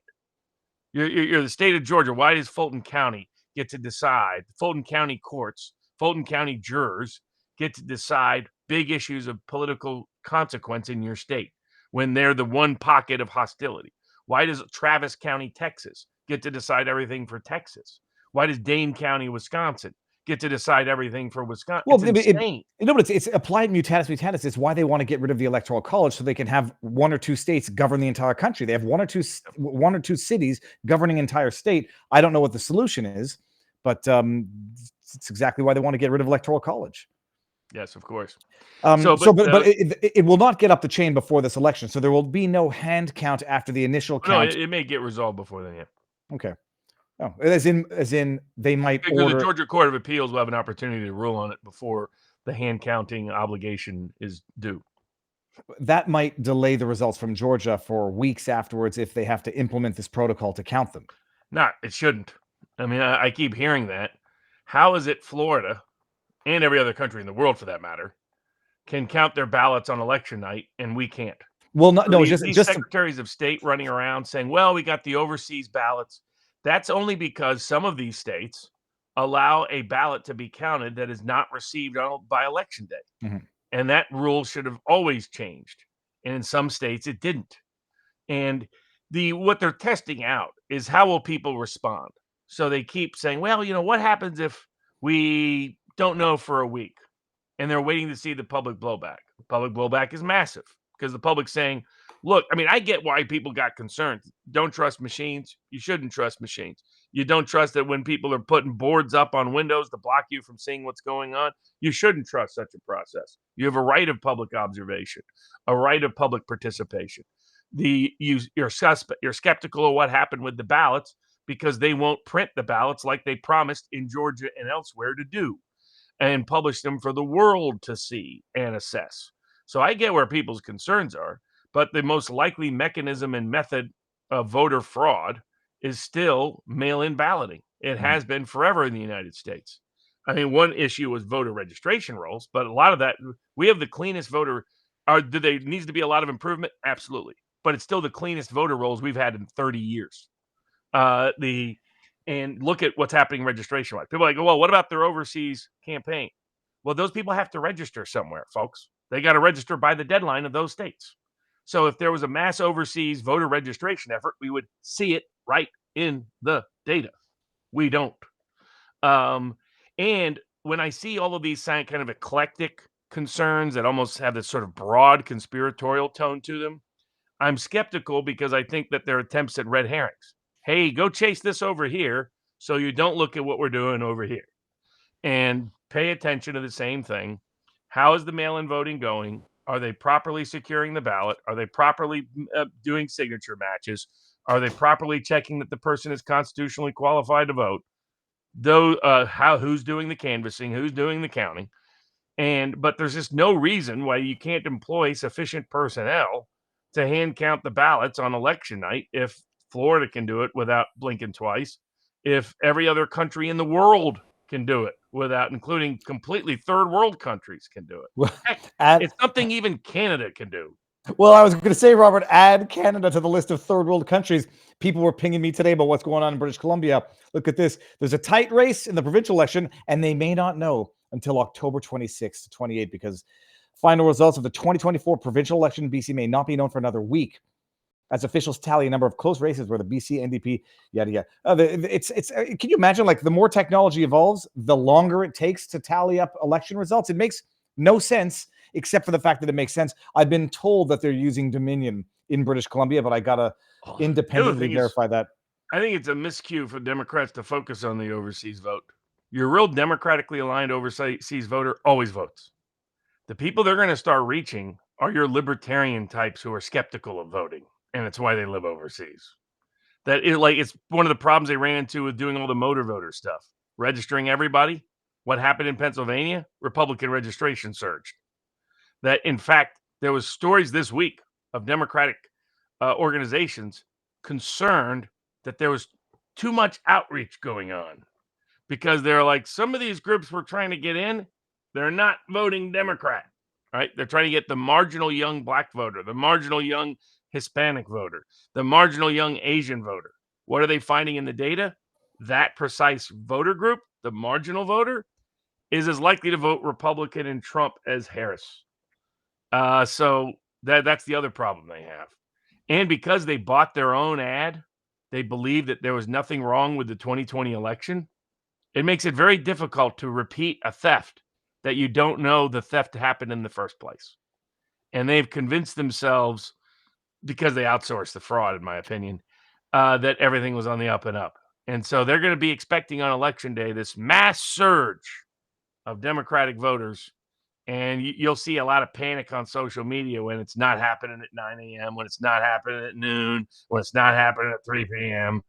You can monitor those accounts when they're like, where are all the voters? Harris has the greatest voter organization machine of all time. No, well, I'm telling you just from my own experience, even with people who are not politically aligned with me, there's a severe lack of interest in voting for Kamala. I want to bring this one up just because I want to put the Fed on blast. I'm joking. I don't think you're a Fed, E. Devens, or E. Devens. Wait until Barnes loses his bets because it says because of the cheating, and then goes crying. Oh, here, due to the cheating, and hear him cry like, first of all, I've never heard you cry, Barnes. Second of all, let me. How do I stop? Stop screen. Well, that is two things there. If you want to bet against me, have at it. Email me, text me. I'll be happy to bet with you. We'll see who ends up with a bigger bank account. Well, you don't need to bet with him. Just you're betting with the mortgage. These people that like to talk big, I always challenge them. Say that's fine. You think I'm wrong? Bet me. I mean, make some money. Make some money off it. You can be cheering on election night. All these people then suddenly disappear, including big names. People like Nate Silver disappear. All of a sudden, they can't back it up. All hat, no cattle. Okay, so we got Georgia. But first of all, as far as I understand in Georgia, anyhow, it could be very complicated to try to train people to hand count by 75, and then if they don't match, you got to recount them again. I can understand. They've been doing hand counting for forever. Wouldn't be that hard at all. So all this stuff. I mean, we do it around the world. Okay, boom, boom. It ain't no brain surgery. Figuring out all the machines is much more complicated than just doing old-fashioned hand counting. So I mean, it's a lot of hoopla over not a lot. But my view is, it's probably not going to. None of it's probably going to matter because you're going to see Trump declared the winner on election night. The margin ain't going to be anywhere near the margin of fraud. If I could bet, I would bet it's more likely than not that there will be more than 75 million votes cast for Trump because he's converted people that I know were never Trump supporters to begin with. Well, you see that all over the place. I mean, NFL players, rappers, celebrities. Well, not Usher, but I'm sure Usher has his reasons. Got seen with P. Diddy. So it's Usher amazing. Originally wasn't interested in getting involved in the Harris campaign. Then those P. Diddy tapes start leaking out about who's on them. And all of a sudden, Usher can't wait to get up into Detroit with Lizzie there and campaign for Harris. So I think they got the message. I mean, I still think the P. Diddy case is about the government monopolizing that extraordinary extortion file. But, that's another area where Trump gets in. He wants all of that fully disclosed. What happened with P. Diddy? What happened with Jeffrey Epstein? What happened with all of them? So I think, but to those people that are talking big out there, another thing to be conscious and careful of. This is a good transition into the very threatening true threats case just promoted by the Third Circuit. And if you look at what they put this guy in prison for many years, then you can see that a lot of people are making statements that sound, I would be careful about even Civil War references based on what they put him in prison for. Let me see. I know I highlighted that section. It was a Muslim guy. I say that's only relevant for the case. Putting out, creating fake Twitter accounts of with the agent's emblem, but it was intended to not be passing off as them and saying cryptic things. It's some created parody, satire. Like you look at what he mostly did. They didn't identify any specific threat to any individual. Yet he's now in prison for many years on the grounds that he committed federal criminal terroristic threats to law enforcement. And the Third Circuit just affirmed his conviction. And for those that don't remember, the First Amendment says a true threat requires a serious intention. In other words, it can't be satire, can't be parody, can't be comedy.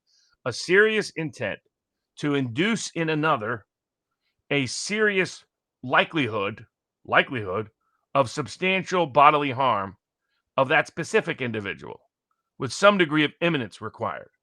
You have to subjectively know, as well as it be objectively reasonable, that your activities would induce that response.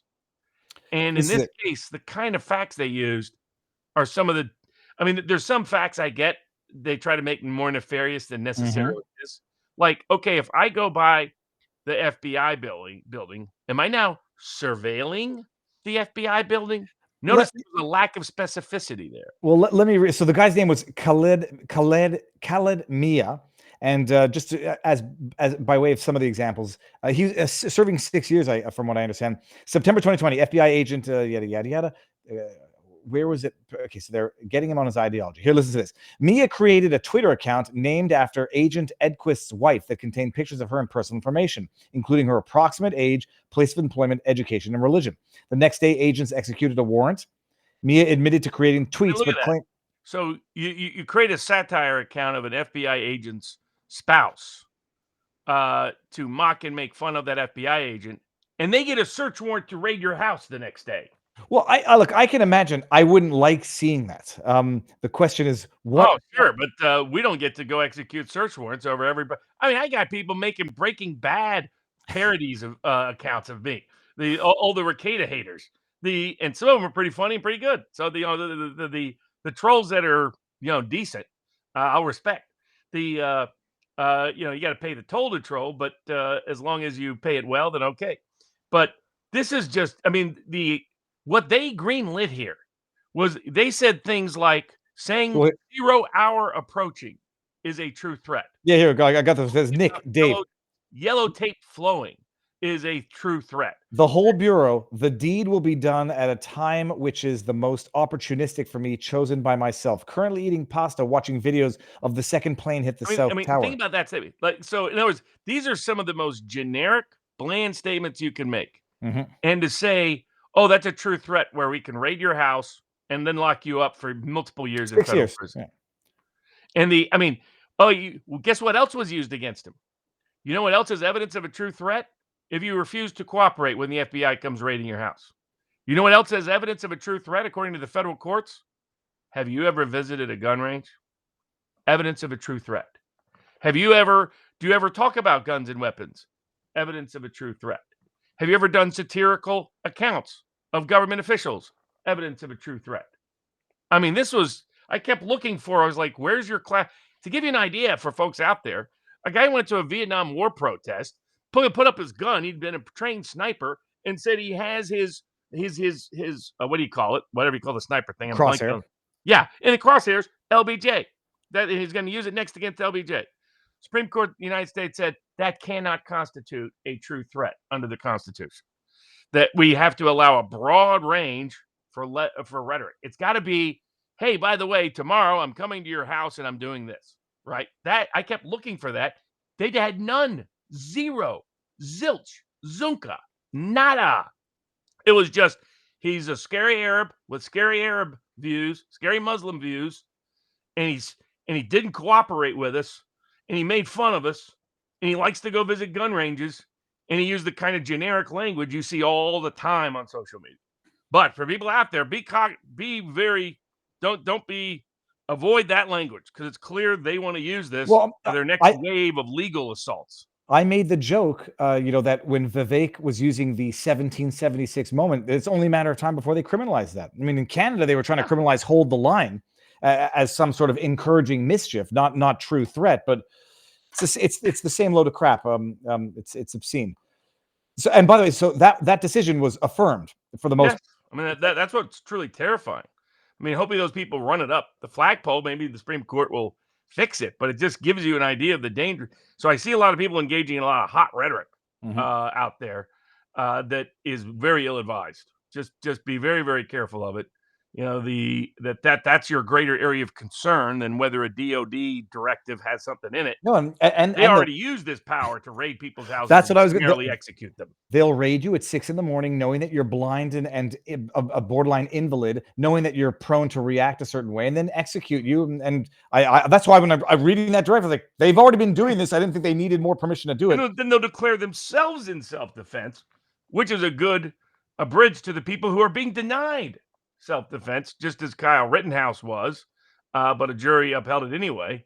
The case of Mr. Penny in New York starts in trial this week. It's going to be fantastic. I'll go to the locals chat to see. I'm certain they're streaming this because I had a couple of people pinging me today. So the Daniel Perry trial starts tomorrow. Oh, did you? Well, you saw the another manufactured racial crisis averted, probably because of X, the basketball player woman who was killed by the Asian cop while she slashed his face and was being martyrized until the video started making the rounds. Who else is up there? So you got Daniel Penny trial comes. I have to see how long it's scheduled for. Let me look that up for a second. What else is there for the self-defense question? Oh, so yeah, so the two issues for those people that don't remember, the Penny case. The Penny was the guy on the New York City subway who this crazy person was going around saying he was ready to go to Rikers. Somebody was going to die, appeared to have a weapon, and was threatening everybody on the whole train car. So he, and now the fact that he's a Marine is being used against him. It's incredible. It's one of their main pieces of evidence against him. And so what he does is he gets up and puts him into a chokehold to prevent him from causing harm to anyone else. Later, the person he put in the chokehold dies. There's still debate about what actually killed him, because apparently the medical examiner. Go ahead. Oh no, I was going to say it's going to be a bit of a Chauvin type situation. The only difference being this guy is much more sympathetic a defendant than Chauvin was as a defendant. Yeah, and also I presumed everybody already knows the details of the case, and probably wrongly so. The guy that he put in a chokehold who subsequently died had a history of assault. He violently assaulted women on the metro. They tried to portray him as the angel, an aspiring Michael Jackson street busker, when he was in fact a mentally unwell, violent individual. What was it? Was there anything in the toxicology report that questions that we know of yet? Questions cause of death? Yes. Credit to SEC 808, who has a good description of that Third Circuit case. Your Honor, we radicalized him, and then he didn't do what we wanted him to do, so now he's a threat. Which is very true for how the feds operate. And that wouldn't surprise me if that's actually how that broke down. They probably wanted him to turn radical so they could use him as a fake case to boost their bona fides. And when he didn't play ball and made fun of him instead, they're like, okay, we'll show you the other route. But so apparently the toxicology report, two things. The medical examiner apparently did not conclude asphyxiation causes death. Mm-hmm. Second, apparently the toxicology report does have certain things in it that would suggest there may have been another cause of death. So that's part of his available defense. The other part of it, the second part of his available defense is the government has to prove beyond a reasonable doubt that he knew, and that a reasonable person would know, that his conduct had a substantial risk of serious bodily harm or death. Look, I got to pause you there, Robert. It's so wildly disgusting. NBC News, they're calling it the chokehold death. Like, I mean, talk about baking the conviction into the article, and he's going to go and expect to have a fair trial in front of a jury of his peers when NBC New York is already calling it the chokehold death. Okay, sorry. Yeah, exactly right. So in order to prove manslaughter, they need to prove either recklessness or criminal negligence, but either way, they need to show a subjective and objective knowledge that a subjective knowledge and an objectively reasonable person would believe that their conduct would had a substantial risk of causing serious bodily harm and death. Even if they were to prove that, they then also have to disprove his self-defense.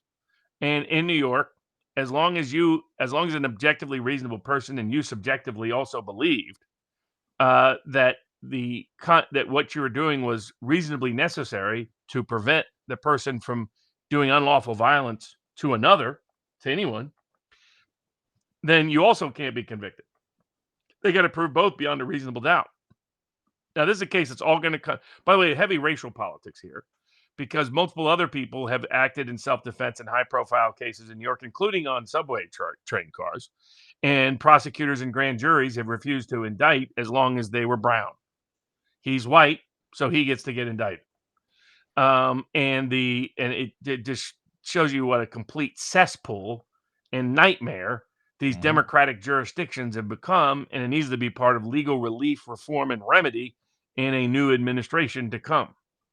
And someone had asked earlier about whether some of us would be involved in significant roles in that administration in one way, shape, or form. The answer is yes, and yes, those conversations have already begun. But so I think this is going to come down to it's Manhattan, a bunch of commies in Manhattan, but a bunch of people who ride the subway train car in Manhattan. Well, a bunch of people who are getting punched in the face randomly on the streets and stabbed to, maybe not stabbed to death, but look at Anna Kasparian. I forgot how you're supposed to. Anna Kasparian, yeah.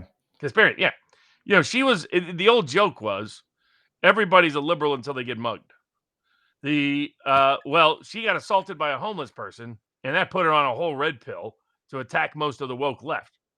And so I think that you have a bunch of people in here. This is the Bernie Getz case, and it's nowhere near. He didn't do anything like Bernie Getz. I mean, Bernie just got agitated and just started firing. Boom, boom, boom, boom. Well, and boom. also, wasn't Bernie Getz? He was out on the subway deliberately looking to get mugged. I think he was. He was looking for revenge for all the beatings and craziness and chaos that had taken place and against him personally in New York in general. Did they And ever it make a turned out movie he did about- have certain, racial views Did that were. they never made a movie about Bernie Getz? Oh yeah. There's documentaries, movies. There's everything about Bernie. I'll go watch one of those. I've seen several of them, but a Manhattan jury acquitted him because they were sick and tired of being harassed on subway cars. So the key to this is entirely the jury selection. Mhm. You need to make sure it's not a bunch of Upper West Side liberals who never ride the subway car. That's How many? How many people? Don't. I was going to say, how many people are there that don't ride the subway car, and not because they don't have to, but because they don't want to and don't need to, and then still might be sympathetic to Daniel. Combination of both. There's not going to be many people who don't ride the subway cars in New York who are going to necessarily be sympathetic to him. Mhm. Those would be probably the most hostile jurors, but then you'd have to filter out people's perspectives of self-defense, secondarily to the subway car risk. But what's amazing is because he's a Marine is the other reason why they're prosecuting him. They're saying a Marine would know that any chokehold has a substantial risk of bodily harm or death. That's their main piece of proof. Not that he knew, which they still have to prove, but that he must have known because they're going to have a Marine expert come in and say, every Marine knows that. So now being a Marine is being used against him because he defended everybody in that train car, and most likely saved lives that day, is the very thing being used against him to try to put him in prison in New York for 15 years. It's wild. Hold on, let me bring up one. There were a couple of super chats, and we're going to get to the tipped questions, but there was one that said, even if you think it could be stolen, shouldn't affect your vote. It's easy and costs nothing. Just think of it as forcing them to make the fraud obvious. That's what and you can get. What is the margin for fraud, Robert? That beyond which they can't even. Well, it's just very difficult. They need mail-in votes to do it effectively, and they're not getting them anywhere near the scale they need. So the margin of fraud is itself shrinking. Why don't Republicans select a couple of counties to hold their vote tally till all Dem counties complete and report their totals? Says that happens in some counties, and like in Florida, they disciplined everybody by not allowing certain counties. It's actually the county you live in. That county was notorious for holding back the vote count in order to try to help the Democrat through. And when DeSantis, one of the very good things DeSantis did as governor was discipline the officials involved there and fix that problem once and for all. I like this one too. Tarkina53. I keep seeing people on X calling for folks to say, what will you do if a steal happens? I want to say, you aren't getting me to fall for that. LOL, feds. And they want people to say stupid things online. Old young man, what do you guys think of the actual reasoning of the SOS Secretary of State of Missouri and Georgia holding off calling their states until after November 5th? I don't see the electorate number able to fudge the numbers here. Thoughts? Yeah, I mean, they're putting out test balloons to see how people will react to them saying, hey, what if we didn't count it for a week? And they're getting enough blowback that I think they realize that that path is not going to be a productive one. That, Ratburger and these other people survived 2020, but barely. They wouldn't survive a steal in 2024. And they're starting to witness that in live time. But it doesn't help that the main thieves aren't involved this time, and the whole Democratic Party doesn't think they used them last time. Can you imagine being that delusional? But they are. And just social media accounts. For the feds in the chat, Robert Barnes means survive politically because Ratburger was in deep political trouble after that. Yeah, exactly. Bada bing, bada boom. Trying to provoke you into saying anything stupid because you can see they're broadly interpreting those true threats language to target people that say anything that they don't like. Well, speaking of targeting people who say things that you don't like, coming back to Steve Bannon, there was a story that was reported last week that in addition to having been wrongfully prosecuted, wrongfully convicted, wrongfully stripped of his defense rights at trial, just to recap, everybody already knows it, Steve Bannon was held in contempt of Congress for defying a congressional subpoena. They charged him. They convicted him. after the judge stripped him of his defense rights to argue the legitimacy of the subpoena, to argue executive privilege, reliance, professional reliance, stripped him of his defenses, went in there for what is a rubber stamp conviction, sentenced him to 4 months in jail. And even though he's appealing the decision, and by the time his appeal gets around, he'll have served his time, they ordered him to serve his sentence, notwithstanding the appeal. In fairness to, I guess, Democrats, the Supreme Court refused to hear it, but I never thought it was a broad enough decision that they would even agree to hear it in the first place. So he's sitting there in federal prison and is expected to be released next week, last week of October, the week before the election, after they've locked him up for the pivotal period of July to November. Allegedly, he's also now being denied of certain legal early release rights to which he would be entitled under the First Step Act, which is a 2018 law that Trump passed, which was intended to get first-time nonviolent offenders out of jail, back rehabilitated, onto the streets so they can become productive tax-paying citizens. It was his daughter that reported it. He wrote an email from jail, I believe, or from prison, saying that he's now being denied, in addition to everything else, early release under the First Step Act. I know of nothing really more than what I've summarily read on the internet as to what the intent was behind the First Step Act. I have no doubt that it's going on. What is your legal take, Robert, as a practicing American attorney with a bigger brain than mine? Well, I think, first of all, he was targeted for political reasons and selective prosecution that violated the First Amendment because other similarly situated individuals had not been so prosecuted in the past.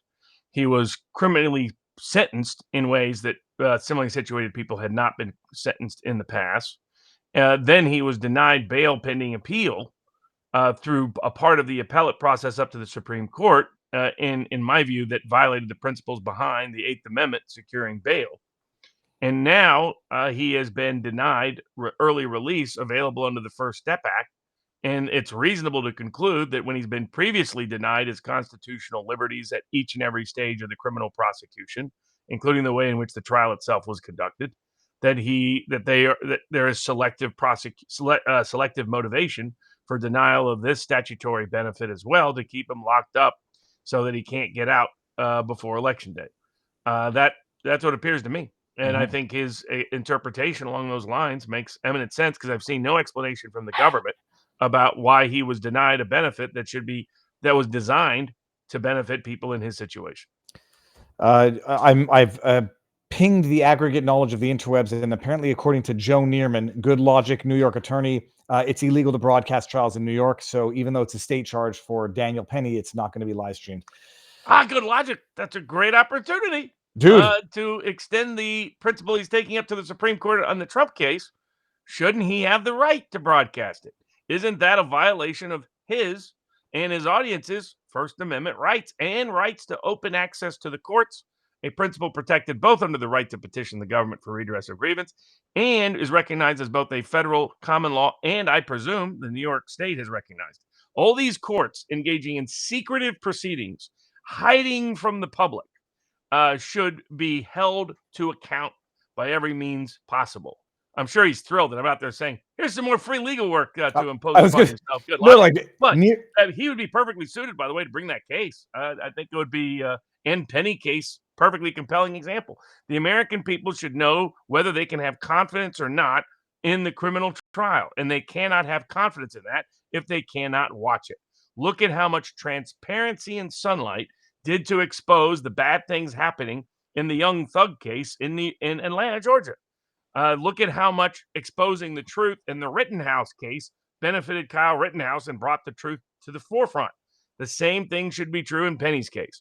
These courts have decided we're not going to abide by the same rules we impose on everybody else. What they're doing is violating core constitutional rights and liberties, and it's going to require all of us to where and when and how we can take proactive action. He, amongst others, is in a situation where he could pursue potential relief or remedy in that context. Joe Neerman, good logic, a hell of a guy. And if they don't broadcast it, he'll just be busy going to court every day like he was doing with other stuff. Which he did with Ghislaine Maxwell's case. Yep. And speaking of which, by the way, Ryan Ruth is standing trial. I'm just Googling this now on November 15th in West Palm Beach District. So I think I'm going to be driving up there if that's not being broadcast. And even if it is, maybe to get up there in person report live and attend, because it'll be something of a fascinating trial to attend, in as much as it's open to the public. So stick around and stay tuned for that, peeps. What do we move on to now, Robert? Yeah, so we have several different topics, but speaking of bad government doing bad things, one of the things judges do is try to preside over cases they have no business presiding over. And we finally got a good ruling on recusal of federal judges from a court of appeals, overturning a district court judge that refused to recuse herself from a case that she should have obviously recused herself from. You'll have to fill in the details on this one. I skimmed through it, but I did see the allegations that the judge... Look, I love it how even when the higher courts disqualify or force recuse a judge, they still have to kiss their butt and say, look, I have no doubt the judge would have been good had they adjudicated this case, but it's the appearance of impropriety. Apparently, this particular judge had made a bunch of prejudicial statements about the defendant, had gotten a number of legal matters wrong legally. This is a pro se litigant. It was a pro se litigant, right? A pro se defendant accusing the government of basically, like a case we'll talk about in a bit, framing him as an innocent man. And one of the people complicit was the judge in a prior life as a supervisory official, and the main person complicit was a lifelong friend of the judge. All right, so take it from there, if you will, because there was history running deep with this particular judge, and the litigant, the judge said no after all of these allegations, which you'll flesh out. I'm not recusing myself, and it went up to an upper court, and they said, yeah, you should have. I have no doubt you would have done the right thing, but it's an appearance of impropriety. Because that's the standard. So all you have to prove is not that there's an actual conflict of interest. You just have to prove that a reasonable person could conclude that your impartiality in the case might be questioned. That's it. Would a reasonable person conclude your impartiality might be questioned? And if it's close, you must recuse. One of the problems in the federal system is it allows the judge themselves to decide whether they should be recused. That's problem one. That should be done by an independent jurist, probably by the chief judge or somebody like that on a regular basis. And the preference should be to recuse. There's plenty of judges around. Why does that one judge have to preside over the case? If we're operating under this mythology that it didn't matter who your judge was assigned, they all just follow the law, then how can it matter if it's assigned to a different judge? Unless everybody knows that judge is biased and not impartial.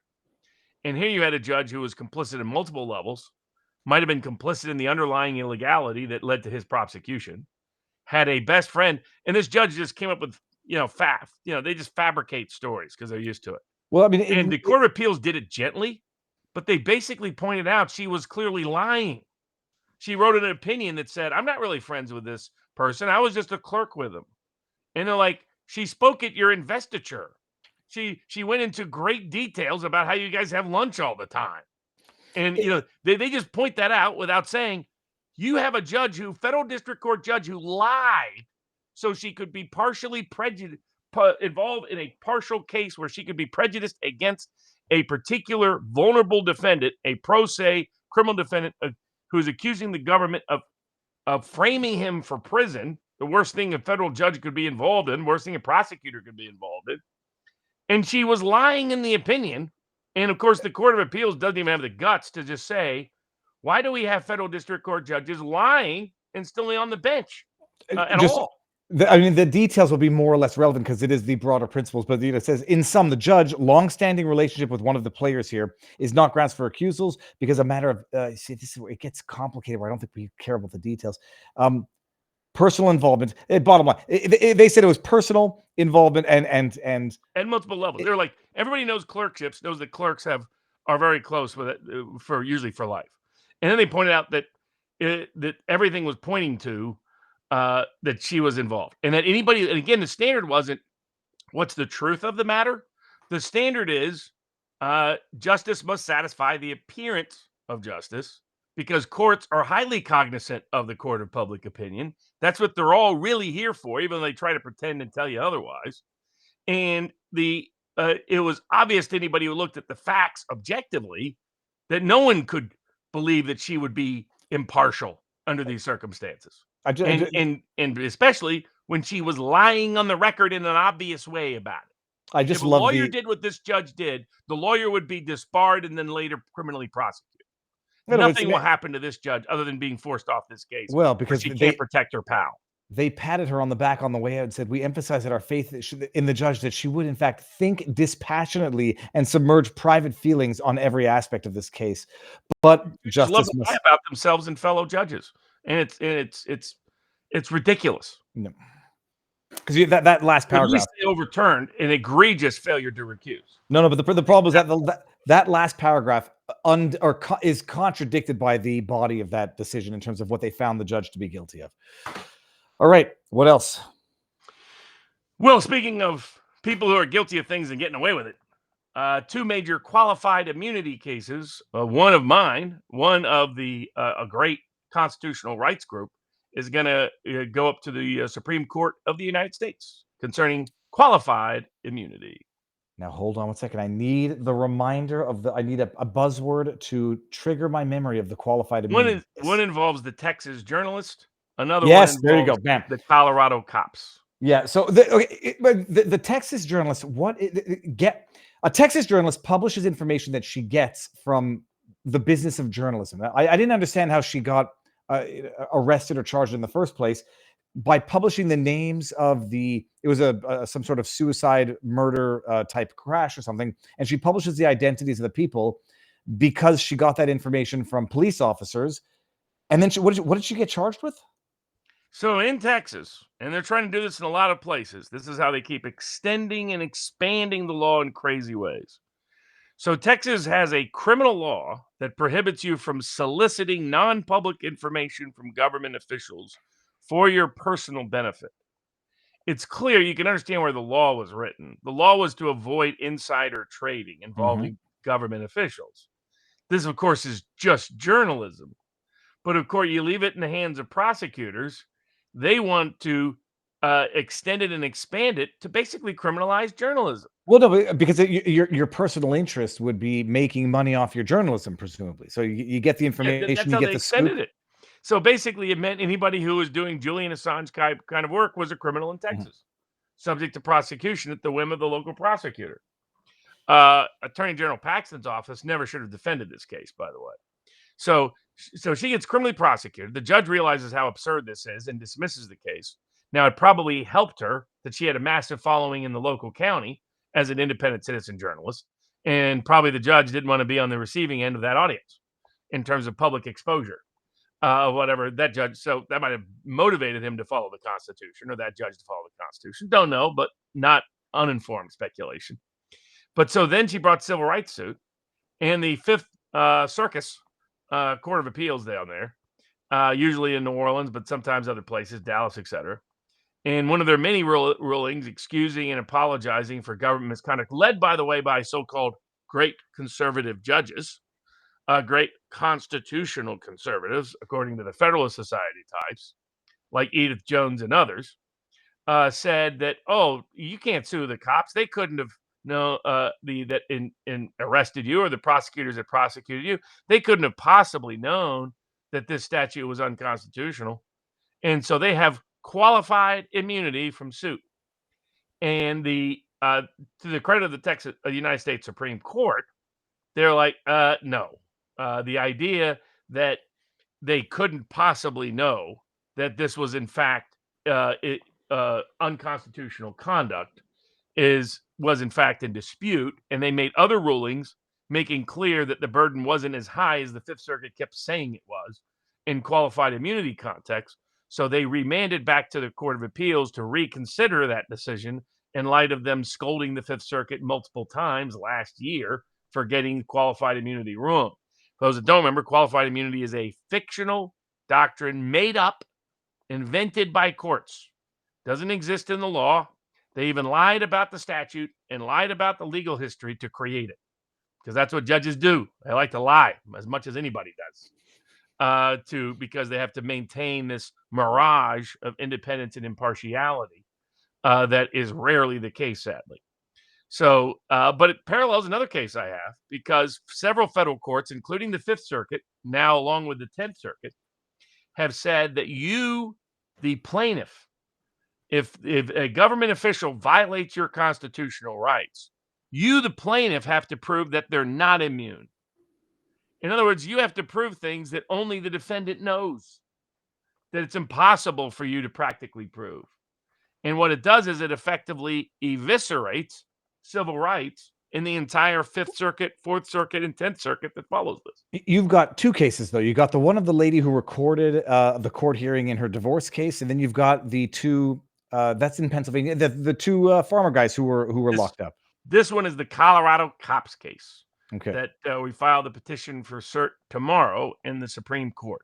This was the case where police officers, so they get involved in a chase, and they got these young teen kids in a car who panic and try to flee the cops. And they get shot 45 times, the unleashed. Yeah, what happens shots. is they stop the car, and then the car is rolling backwards, and they decide to do summary execution. They haven't been shot at. The kids had no guns of any kind in the car anyway. They weren't even sure, by the way, what these kids were guilty of. There was just purely suspicion. I mean, it was like the loosest kind of suspicion. And these kids had just panicked. And so they blocked the car, knocked it down in such a way the car had stopped working and was rolling backwards into a tree. And then they unload. And they all get out and just bam, bam, bam, bam, bam, bam, bam, bam, over 40 times. Kill one kid, paralyze another, severely injure a third. The federal courts in Colorado say, those cops couldn't have known what they were doing was wrong because you, the plaintiffs, the estate of the dead kid, the paralyzed kid, and the severely injured kid, you have to prove that the cops knew what they were doing was wrong, even though the knowledge for that isn't within your knowledge in the first place. By shifting the burden of both production and persuasion and proof onto the plaintiffs in such a way that it's impossible to do.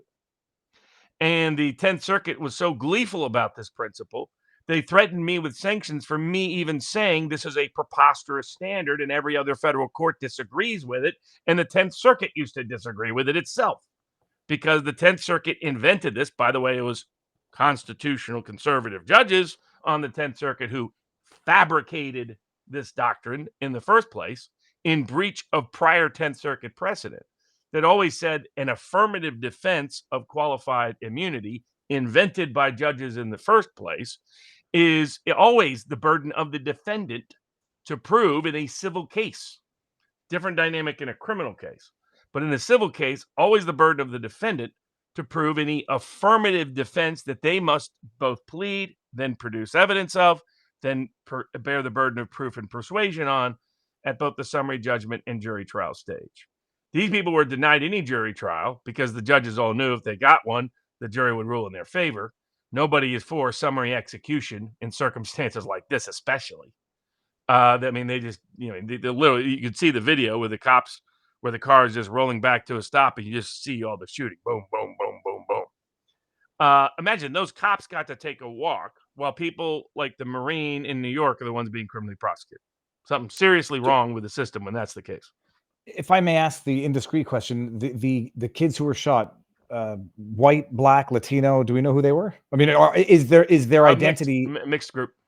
Okay. And the cops, have they had any history of incidents? Oh, they usually always do. But the key part here was you couldn't even get to a jury trial to put that evidence on because you had to disprove that they knew that doing that summary execution, and you could assert, hey, common sense shows it. There's court cases. They said, none of that matters. You got to prove that those individual cops were aware of specific cases on analogous facts, of which there's never like precisely analogous facts. Or at least hopefully there's not for these kind of constitutional violations. And that's the problem. They have done this burden shifting that they've invented out of a fabricated doctrine of qualified immunity in the first place. And so other courts, the First Circuit, Second Circuit, Third Circuit, Sixth Circuit, Seventh Circuit, Eighth Circuit, Ninth Circuit, DC Circuit, have all said that no, this burden of an affirmative defense for qualified immunity is always on the defendants, always on the cops, always on the federal officers and agents. Same principle applies whether it's a cop or anybody else, any official or agent that violates your rights. And it's so we'll see if the Supreme Court will step in. Usually when there's a conflict between the circuits, usually when it's a major question of federal law, usually when it's a major conflict in the scholastic areas and court of public opinion, when it's interpreting Supreme Court precedent itself, that's when you have a case that has an above average chance of making it. And hopefully this case will be one of those cases, because it's another example of where there's two sets of standards. The government can do whatever they want to you, but you even question the government and they try to criminally prosecute you. Well, no crap. First of all, does it bother you when you see bad press being written about you? Because I when I was doing my research for this, what happened is the courts take pot shots at me, and then the local legal press takes pot shots at me for even challenging this. And they're like, how dare you challenge this? You should have agreed. You should have stipulated and conceded. Lawyers' failure to cite facts. No, my argument is that we cannot have as a burden proving facts that we can't ever have in the first place, because we don't know what was in their state of mind. We can't prove what they knew or didn't know. They're going to deny they knew things. How do you disprove that? How do you? It's impossible to. It would drive me nuts. It would drive me nuts to read jackasses write these types of things. But asking the fact that piece was written and other pieces like it told me that we're on the right page, because they only go after you to take shots at you, like I said, only a stuck pig squeals. That when the 10th Circuit was squealing, when their friends in the 10th Circuit went to the local legal folks and said, "Hey, do a hit piece on Barnes," had that happen many times. That told me I'm on the right page. That they recognize this is a major problem, that this case badly exposes the fraud that they're engaged in on the people in the 10th Circuit who are being denied and deprived their federal constitutionally protected rights. And that piece isn't written to hit me. It's written to tell every other plaintiffs and civil rights lawyer, you better keep your head down and shut your mouth about this, or you're the next one that's going to get hit. Well, and my reaction to that is that guaranteed I was filing a Supreme Court cert. At my own expense, by the way.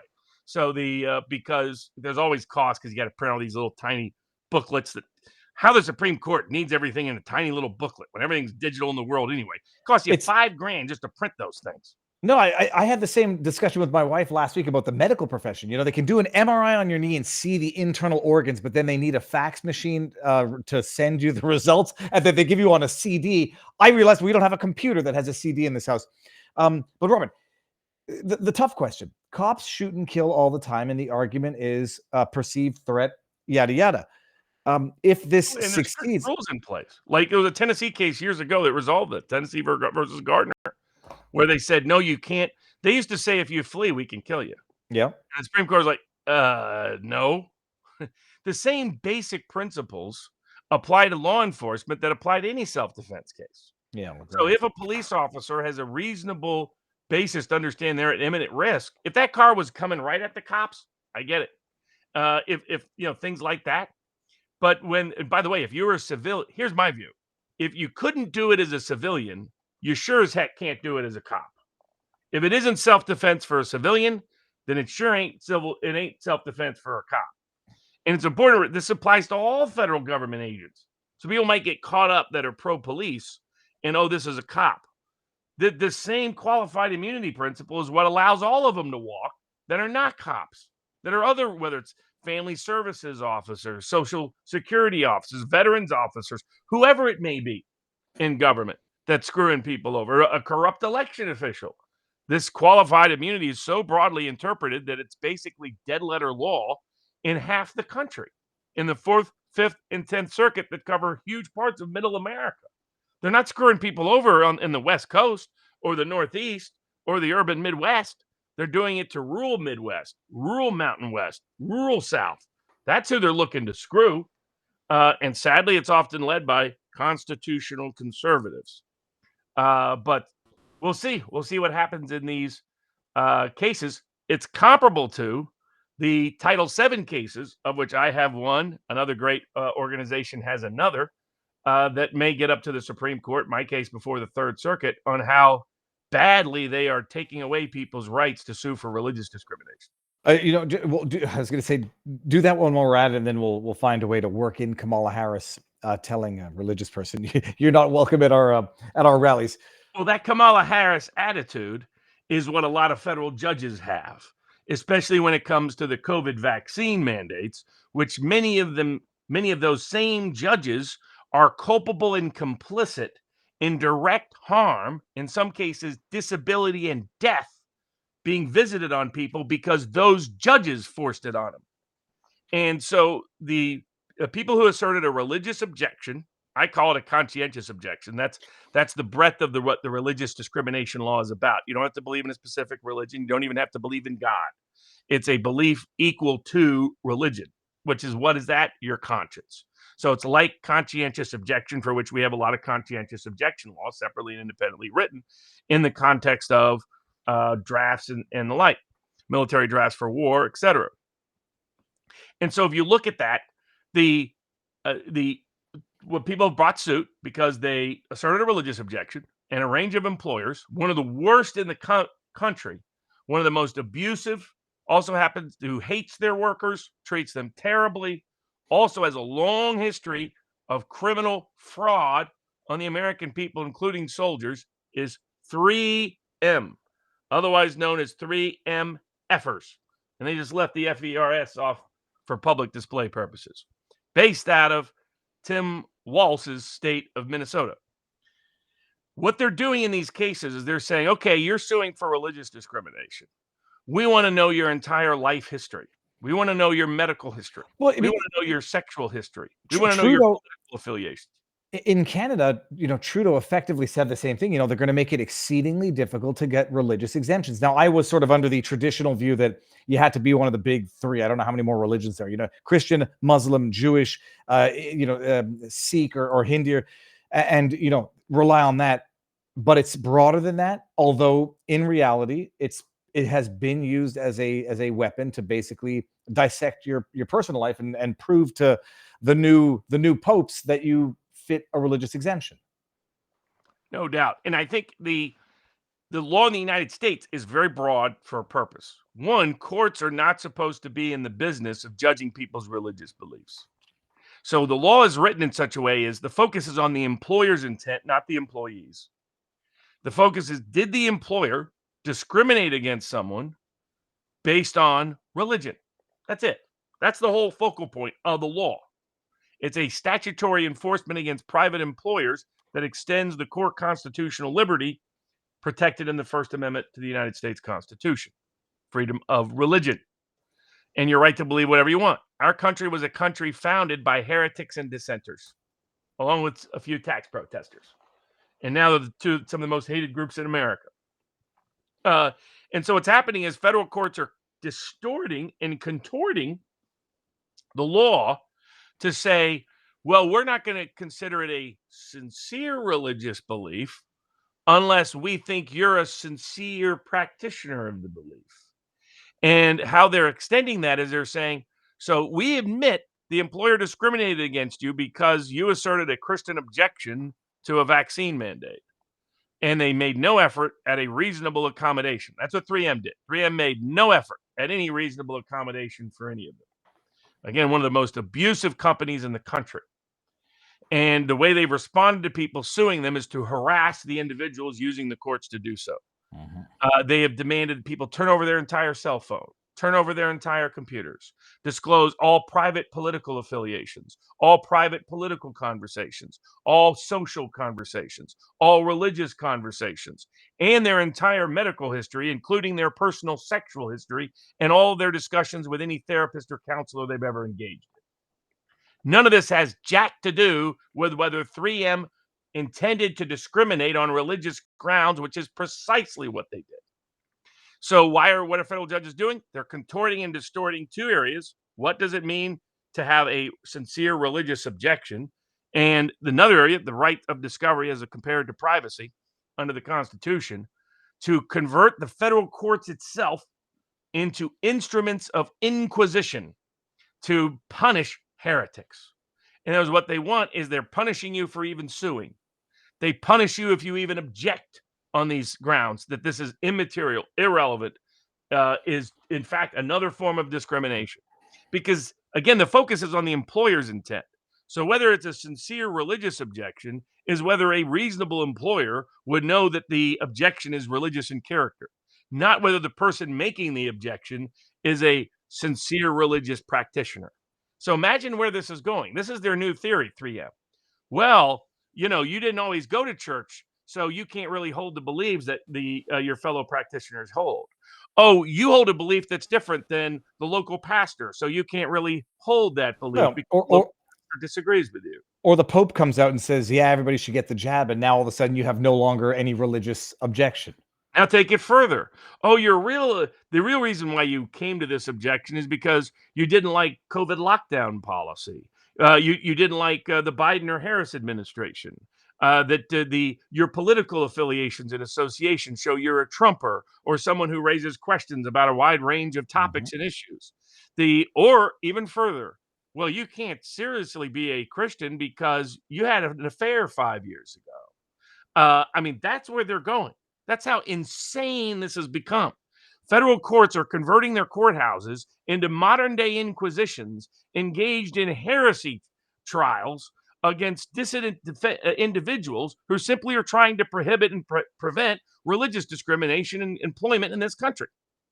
And so that's the case we're taking up to the Third Circuit, because what a federal district court judge did, Judge Beetlestone, or whatever her name is, another judge born outside the United States, who's like a chancellor of some foreign university. Why is she on the federal bench? Why can't we have Americans on the American federal bench rather than foreigners everywhere? Like the judge who's trying to fix, who released information against Trump this week. Again, daughter and granddaughter of foreign communists on the American federal bench, who said because she's apolitical and doesn't want to impact the election, she's going to make sure a bunch of salacious information gets publicly disclosed that never does right on the eve of the election. A fraud like that in D.C. needs to be impeached and then needs to be indicted. There need to be consequences for these people. Now that you mention it, though, what would be required to create, I mean, I guess it's just legislation, to create a requirement, something similar to becoming president, that you have to be a naturalized born citizen in order to sit on a federal or a state court? Yes, absolutely. Well, at least the federal court, because that's what you can do at the congressional level. The state court the states can pass their own legislation. I'm just not a fan of foreigners being on an American bench. I'm in favor of foreign courts putting me on their bench. So unless you wanted to be more like America, we don't want to be more like commie Jamaica. We don't be more like commie these other commie countries. We don't be more like the England, where some of these people come from. So so we'll see how that goes. We brought the case up before the Third Circuit Court of Appeals. We'll see if we get justice or not, but it's a problem all across the country. Plaintiffs' lawyers are seeing it all across the country.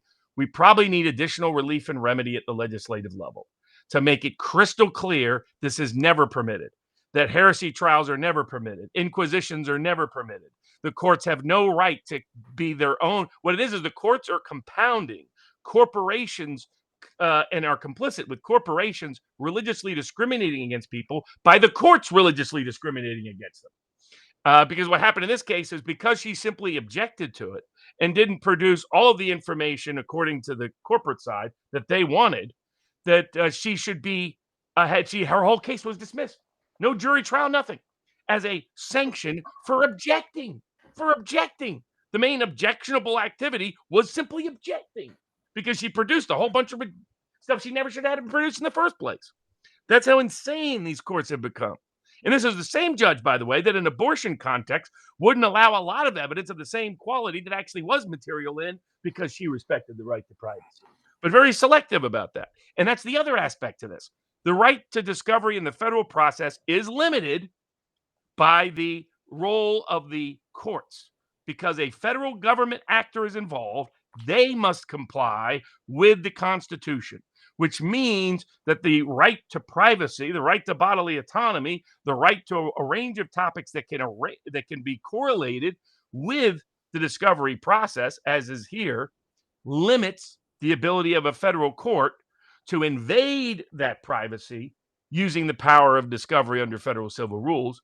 And this court didn't even pretend to even look at the topic or analyze it. So that'll be another issue that we'll be litigating before the Third Circuit as well.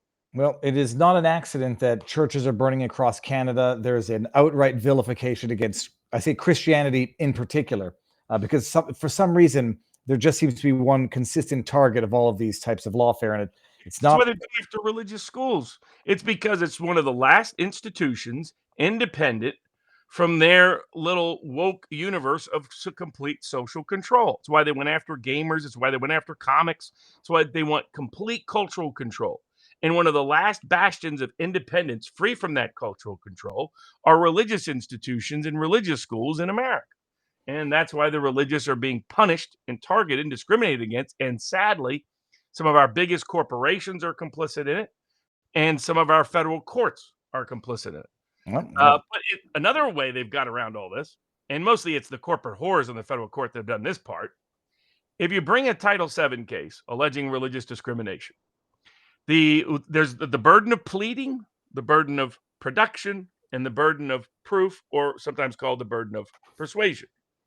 So in the McDonnell Douglas case, the Supreme Court separated them all unnecessarily, created a ridiculous, contorted process for how each burden was supposed to be done that is completely led to conflicts all across the courts. But often it's the conservative courts, who are really just corporate whores, who've come up with creative ways to screw over people who are being discriminated against because of their religious beliefs. No better way to suppress and oppress religion than allow employers to punish you for your religion. That's going to silence and suppress religion everywhere. I mean, why is it there are a bunch of Muslims throughout the Middle East where there used to be Jews and Christians? Because you had to pay a special tax if you wanted to stay a Christian or a Jew. And so a whole bunch of people are like, screw that, going to become Muslim so I don't get harassed all the time. So this is not long known throughout history. And of course, Christians have done the same thing. Other groups have done the same thing. So it's not just targeting Muslims. They were just really good at it. To the point of proof. But so here, what's the happening is you, the plaintiff, have the burden of pleading discrimination. It's then the defendant's job, if they're going to say, no, discrimination had nothing to do with it. Here's the reason we did the employment action we did, which was non-discriminatory. Then there's some vague language in the Supreme Court's decision about what happens next. The burden of proof, some federal courts are interpreting, the burden of persuasion is then on the plaintiff to prove that that reason that the employer gave is really pretextual and that the real reason was discriminatory. Now, this violates the plain language of the law. The plain language of the law is, did the employer intend to discriminate or not? And so the employer can say, here's the real reason I did it. Okay. The employee can say, I don't think that's the reason. I think it's this other reason. Let the jury decide. You've got a material fact in dispute. Instead, what courts are saying is, no. You plaintiff now have to disprove the reason that the employer gave as being a reason for it. Even though the law says employer can have multiple reasons, if any one of them was discriminatory, they violated the law, your legal rights, because we want to protect against religious discrimination in the workplace. So that also going up before the Supreme Court, saying you need to fix your prior mistake. You need to restore the rights against religious discrimination and the remedies to deter that religious discrimination against other workers in the country, and establish that the burden of pleading is on the plaintiff, then the burden of production is on the defendant, and then the burden of proof is not to disprove their defense, but is simply rather to prove which is right. Was any religiously discriminatory animus a factor in the employment? And why does that matter? Because we want to protect people that are harmed by it, and we want to discourage and deter employers from doing it in the first instance, which means it has to not be a factor at all. It can't be, and we recognize this common sense in the racial and gender context. It's like, oh no, yeah, I fired him because he was black, but I also fired him because he came in late a couple of times, right? And then you have to disprove that he came in late a couple of times, even though it's obvious they fired him also because he was black. I mean, you wouldn't allow this in those cases, yet it's being allowed in religious discrimination cases because so-called conservative courts are like, okay, there's my religious beliefs. I'm aligned with religious conservatives, but my real religion is the cathedral of the corporation. And it's time to cower before the church of the almighty corporate power. And that's what they end up doing. Hopefully the Supreme Court will make the right choice, get involved, fix this once and for all. Yeah, this one is of broad enough application, and enough cases arose during COVID that I would imagine they have to take it. Robert, let me read some. We're going to have to head over to vivabarneslaw.locals.com, but let me read a few of the tipped questions here because Royco one seems to have 3 that were intended to be one. Says, good grief, perhaps the third try will work. We got Bella 40 who says, thanks for all your streams. Your perspective is appreciated. Then we got down here, Andy D has a picture of it's Trump serving fries, and then it says, what about Maha? No, and it's RFK trying to stop Trump from serving the fries. Net Jess, Robert, any recommendations for a Utah divorce attorney? Last chance, urgent need. I don't know one off the top of my head, no. Jonathan G94, just how much % chance risk is there of war in the Middle East pre-election, particularly as Israel is contemplating hitting back at Iran? Alex Mercuris of the Duran has been pessimistic on that front of late. I know you'd be more optimistic, Robert. You've lived Well, I through. mean, the short answer is it won't help it won't help Harris if war flashes before the election day. It's further evidence of her ineptitude and incompetence. I'm optimistic that it will not happen because this type of thing, it's always the same concerns over and over again, every cycle of violence that occurs in the Middle East.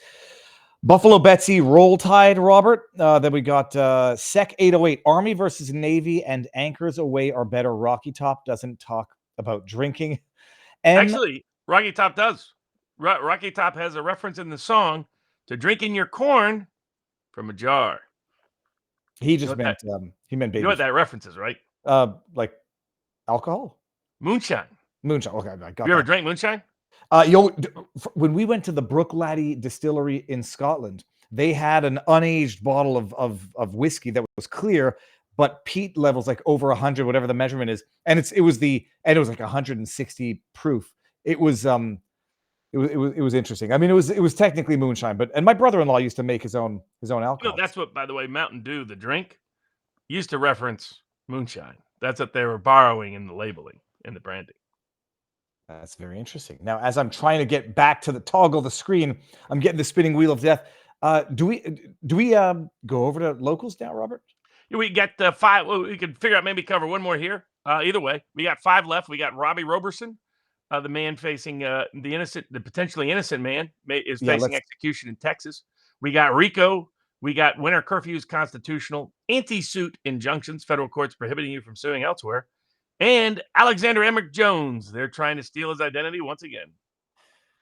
Alex, we could do the Jones on locals because everybody here, we've done it enough, and this way it'll be a good clip afterwards to put on the social. What's his name? Robert Roberson. Roberson. His name is Robert Roberson. This is a very interesting case where I knew, catching up on it after the fact, and I know what I read on the internet, and it seems very scary. This is a guy sentenced to. It was death row, correct? Yeah, sentenced to be executed death this row week for the death of his, at the time, 2-year-old daughter. Guy was he was involved in drugs, not a savory character, criminal history, yada yada. Takes his 2-year-old daughter to the hospital. She's got allegedly serious head trauma, and they determined that, or they suspect that it was as a result of child abuse. They investigate him, determine that she had bruises, lacerations, all those things, which reading sounds determinate in my mind that it was not even a case of shaken baby syndrome, but that was a pivotal element of the case where his conviction was based on shaken baby syndrome, allegedly what they call junk science, but that he shook his baby and caused a head injury that caused her to die, was sentenced to be executed. The execution was stayed at the last minute, but when I read the facts of the case, Robert, it does sound very bad, and I don't know if it's the way they describe contusions, bruises, cuts, if they're going in like describing normal cuts and scratches on a kid, or if this guy is guilty of something but not necessarily first-degree murder warranting execution. What is your broader takeaway of the case and what happened to him? I think the key issue in this case for a lot of people is the shaken baby part. Is that shaken baby syndrome was misused and abused by a range of prosecutors, police, social workers, and courts to effectively frame innocent parents. And that's where the concern has grown in a certain part of the legal community and public opinion. This is why this individual has such support from a cross-section of Republicans and Democrats in a very pro-death penalty state like Texas. And is because they're very dubious of these shaken baby syndrome cases because it looks like a lot of the so-called science behind shaken baby syndrome was bogus from day one. And it was, I also think it came to the broader context of the state trying to control child rearing in such a way that it also disproportionately adversely impacted working class and poorer parents. This is an autistic father from working class East Texas. As you note, had a history of issues and problems. But people should ask themselves, if he was beating up his daughter, does he take the daughter to the hospital? I mean, there's basic problems with this case right away. John Grisham has flagged this case as that he's likely innocent. Other medical experts have reviewed the evidence and said the strong evidence is that she had severe pneumonia, and that most likely from falling off the bed and other things related to the severe pneumonia can in fact explain the injuries in a way more predictive of his behavior than can the idea that he was just beating up his own 2-year-old daughter all the time. And so, in that he is the classic kind of person that is targeted by rogue prosecutors, particularly during this time period when they were pushing and propagating this very dubious science, so-called science, of shaken baby syndrome. So for those reasons, I'm now credit to the Texas legislature here. Governor Abbott is mostly a coward. That's his nature there in Texas. And he has rarely exercised his pardon power in a meaningful manner to thoroughly investigate cases, because he could simply commute to life imprisonment, for example. And Because so this it's not that the defense is not that he's innocent of having done what wrong. It's that it wasn't murder warranting execution by death penalty. well, they're arguing that he didn't abuse this child at all. Okay. They're arguing that had nothing, that whatever his other issues are in his life, that basically you got a borderline economic individual. You got a guy that's autistic, and they misinterpreted that. Oh, look, he's not responding emotionally the way someone should respond after their daughter dies. He must have caused it. Why again did he bring the daughter to the hospital? I mean, there's just things that are screaming here that don't make sense. Well, it turns out he's autistic, like severely autistic. Mm-hmm. So it's like, well, okay. I mean, but they didn't know how to process that at the time. But it really reflected social class prejudice in a lot of police department social workers and prosecutors during this time period, where they blamed a bunch of parents for shaken baby syndrome killing their kids, sometimes nannies and other people. And then the evidence proved it was hogwash and garbage, and the science was nonsense. So that's why he's got an unusual cross-section of Republican and Democratic support in a state like Texas. But it's not reaching the board of pardons because the governor doesn't care, and he's mostly paranoid of somebody accusing him of being soft on crime rather than being protective of the innocent. And so he refused to take corrective action. So the Texas legislature came up with a creative solution. They issued a subpoena to him, and they argued their legislative authority precluded his execution while that subpoena was pending. It was a very creative, interesting solution I've never seen before in one of these cases. And the Texas Supreme Court agreed that meant there needed to be a stay of execution. But the governor really should step in, and a minimum commute a sentence. If you have doubts if you think, no, he really is guilty, at least commute a sentence or stay his execution until there can be full investigative vetting of these issues, because this shaken baby syndrome stuff just smacked of problematic aspects. And whenever I would dug into a case where somebody asked me to dig into one of these cases, I'd find the same pattern. The parent was the nanny came from a working class or lower income community. They might have had other issues of social dysfunction or being outsiders in their community. Maybe they're low level street criminals or whatever. But for the local powers that be saw them in a very negative, jaundiced light, that these are the kind of people that really shouldn't be allowed to raise kids. We need to have the government do it instead.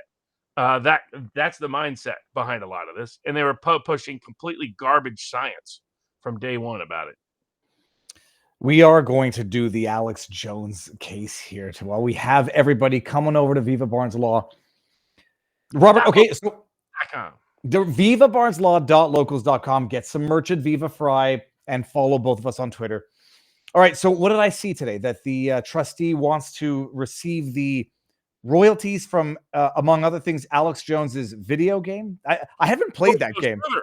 Now the trustee of the bankruptcy courts, I've never met an honest bankruptcy trustee in my life. So every bankruptcy trustee I've ever dealt with is a corrupt fraud who secretly works for the creditors and the banks rather than the debtor like they're supposed to.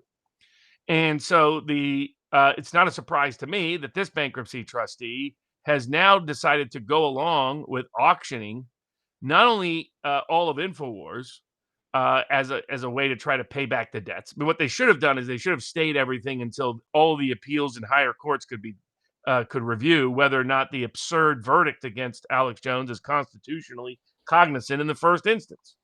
But they're not doing that because they don't care about the Constitution there in bankruptcy court in Texas, like they don't care about it anywhere else. And so he now is saying that all of Alex Jones's social media accounts are now assets of the bankruptcy estate, and he wants to auction them off. So he wants to steal Alex Jones's identity and give it to other people and sell it at auction. He wants to include in the auction the real Alex Jones Twitter account, but the real Alex Jones Truth account, every Alex Jones social media account that exists. Are they? Is it the accounts themselves or the proceeds generated from those accounts? The accounts themselves. All right. Well, they won't be worth very much when Joe Schmo down the street or owns the real Alex Jones. Would he be allowed? Hold on a second. I just got distracted by this one. Yes, indeed. Smash that like, you harder, you bigots, before you leave. Jacob Castro, good to see you again.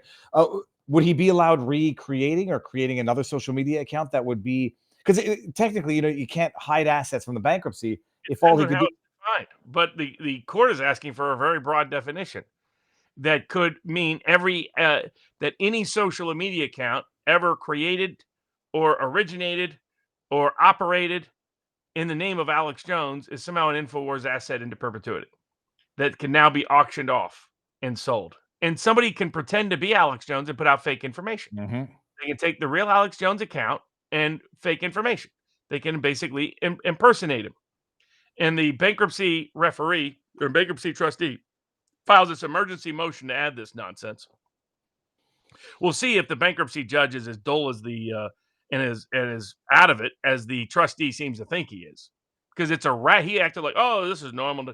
Here's what's normal: if you have a business that has a social media account in the name of the business.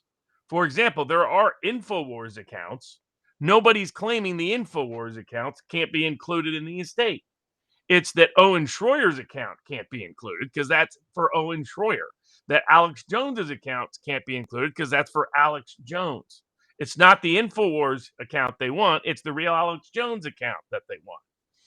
And you have to ask yourself, as you pointed out, there'd be no value if it's really Alex Jones. So what would be the value? To impersonate Alex Jones, Mm-hmm. to make statements that the person thinks are coming from Alex Jones that are not. That's the only reason to want this. And they want this right around the election time? I mean, the dishonest nature of the bankruptcy court, just like the dishonorable nature of all of these lawfare cases against Alex Jones, are just being further revealed on full display.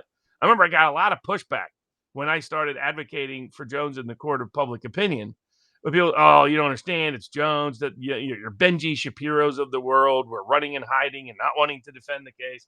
A lot of people, I mean, even Megyn Kelly's come around, says, Alex Jones was right about a lot of things. And, Megyn Kelly, when she was at NBC, did a piece that was very unfavorable to Alex Jones.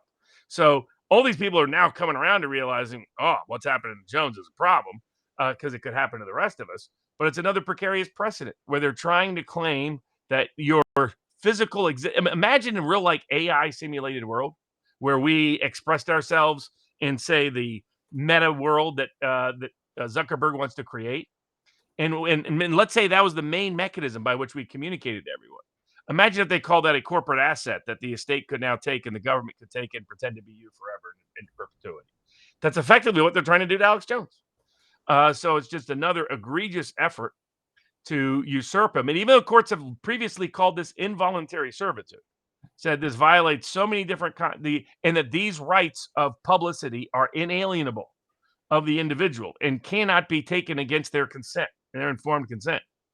You have a bankruptcy trustee trying to make radical, dangerous precedent in the case of Alex Jones, hoping the judge is asleep at the wheel because he has a complicit plaintiff's lawyers along the ride with him, who, as you point out, they can't be doing this for money, because as soon as Alex Jones is known not to be affiliated with it, can make no money. They can only be doing it to impersonate Alex Jones, in order to lie about Alex Jones, in order to submit false information and mislead people concerning what Alex Jones thinks and believes. That can be the only purpose of it. And to otherwise suppress and censor his voice from being heard by the broadest range of audience.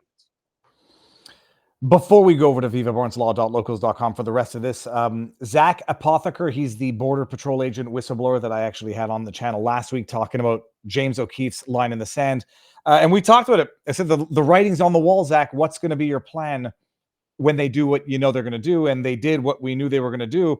Zach tweeted this yesterday. He said, they thought they could break us. As of yesterday, they slashed my pay by $30,000, stripped me of my gun, badge, credentials, armor, and radio, humiliated me publicly at the station, left a menacing message for me on the chief's whiteboard, harassed my family, promoted the perpetrator to DC with a pay raise while hiding names on memos, changed my work schedule. If defending over 300,000 missing children and the United States makes me the villain, then I embrace that role, all because I spoke to Ron Johnson, James O'Keefe, the film Line in the Sand, exposing the corruption behind our nation's border on the TCN network, Tucker Carlson network. This isn't just cowardice, it's tyranny. Allowing this proves we're letting justice be crushed. We must rise, unite, and fight back against this evil. Zach Apotheker, God bless in Jesus' name. Amen. And then we see the letter, which I won't read it. I might do something separate on this later. I was waiting for this to be published before talking about it.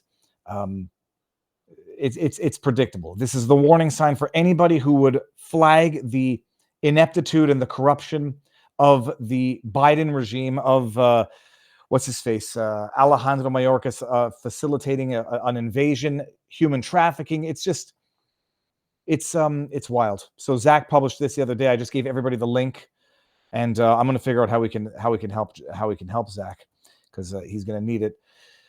Let me read a couple while we're all transitioning over to the Viva Barnes Law side. Stingray: would be hilarious if Elon banned the Alex Jones account for impersonation if someone else owned it. Sammy, $7, says, if some random person buys Alex Jones X accounts, will they also purchase the history on those accounts, i.e. DMs, etc.? Yes. It would be necessary. Yeah, all the data and all the information related to it. Spam Ranger says, yesterday I published a first article on X regarding the documents case. Today I published an article on the Republican civil rights performance. I'm going to go to that. And now we are going over to vivabarneslaw.locals.com for the after party. It's going to be 30 seconds. Let's see if it boots me. I'll be back in a second. It's going to be a 30-second countdown. Okay, no, still 30 seconds there. Good, I'm here. Let me load more tipped questions. We got, scrolling up, unaged legal alcohol is not moonshine. Moonshine is not legal, and it's not made in either a still or a bathtub. You lightweight, Viva. It's my brother-in-law made it also up in Canada. And there's still people that make it, and then there's certain kinds of moonshine that's permitted to be marketed as moonshine. That's close to it, but not all the way there. And I did have moonshine in a bottle. I got some alcohol out of a jar. It was delicious. Becky S says, in one of the concerns about the early voting that it gives, is one of the concerns about the early voting that it gives the Dems the number of ballots they need to manufacture. If so, is there a way to bank early votes where Dems can't count them prior to Election Day? Also, one of the 2020 anomalies was when those 5 counties simultaneously stopped counting votes. Is there some way to prevent that this year? Also, silly observation, I misheard Harris Walls as Harry Balls and thought you might find that amusing. I've heard that also, that they don't know how the votes go, but they know which side has voted how many. Is that a legit concern? Or, I mean, yes. Until all the states standardize Florida's set of rules, there's always going to be risk of election fornication on election night. That risk it's been reduced, but not eliminated, because many of these states still don't have the best practices and procedures in place. Oily J, $10 says, what are the odds DC War Machine postpones the election due to U.S.-involved crisis, the Zelensky effect? I don't think they're getting away with that without... zero chance of that in the U.S. Ganthit, $5 says, why is Daniel Penny not protected under New York's Article 35 laws? How is this even legal? I have to find what those Article Because the 35. prosecutors have just marched forward anyway. That's why. And the New York courts allowed them, is a short answer. Will Rogers, $10 says, Tina Peters, the Colorado Secretary of State was allowing Dominion to do software updates just after 2020 elections. Peters was concerned about the integrity. And that shouldn't have happened, and that she was concerned it would erase relevant files that could prove election irregularities in the 2020 election. The mechanism she chose to use to prove that might not have been perfectly legally authorized under Colorado law, but she was clearly being targeted for wrongful reasons. And I'm still a critic of Dominion. My point is that Dominion was not the source of the primary set of problems in the 2020 presidential election. I had the not the attorney in the file, but one David. Now I forgot his last name. David Clements, I think it was.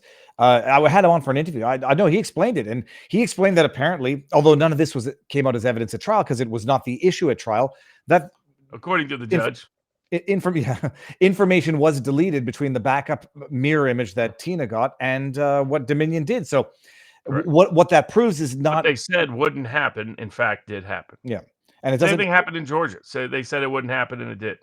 Files were permanently lost that were not supposed to be ever lost.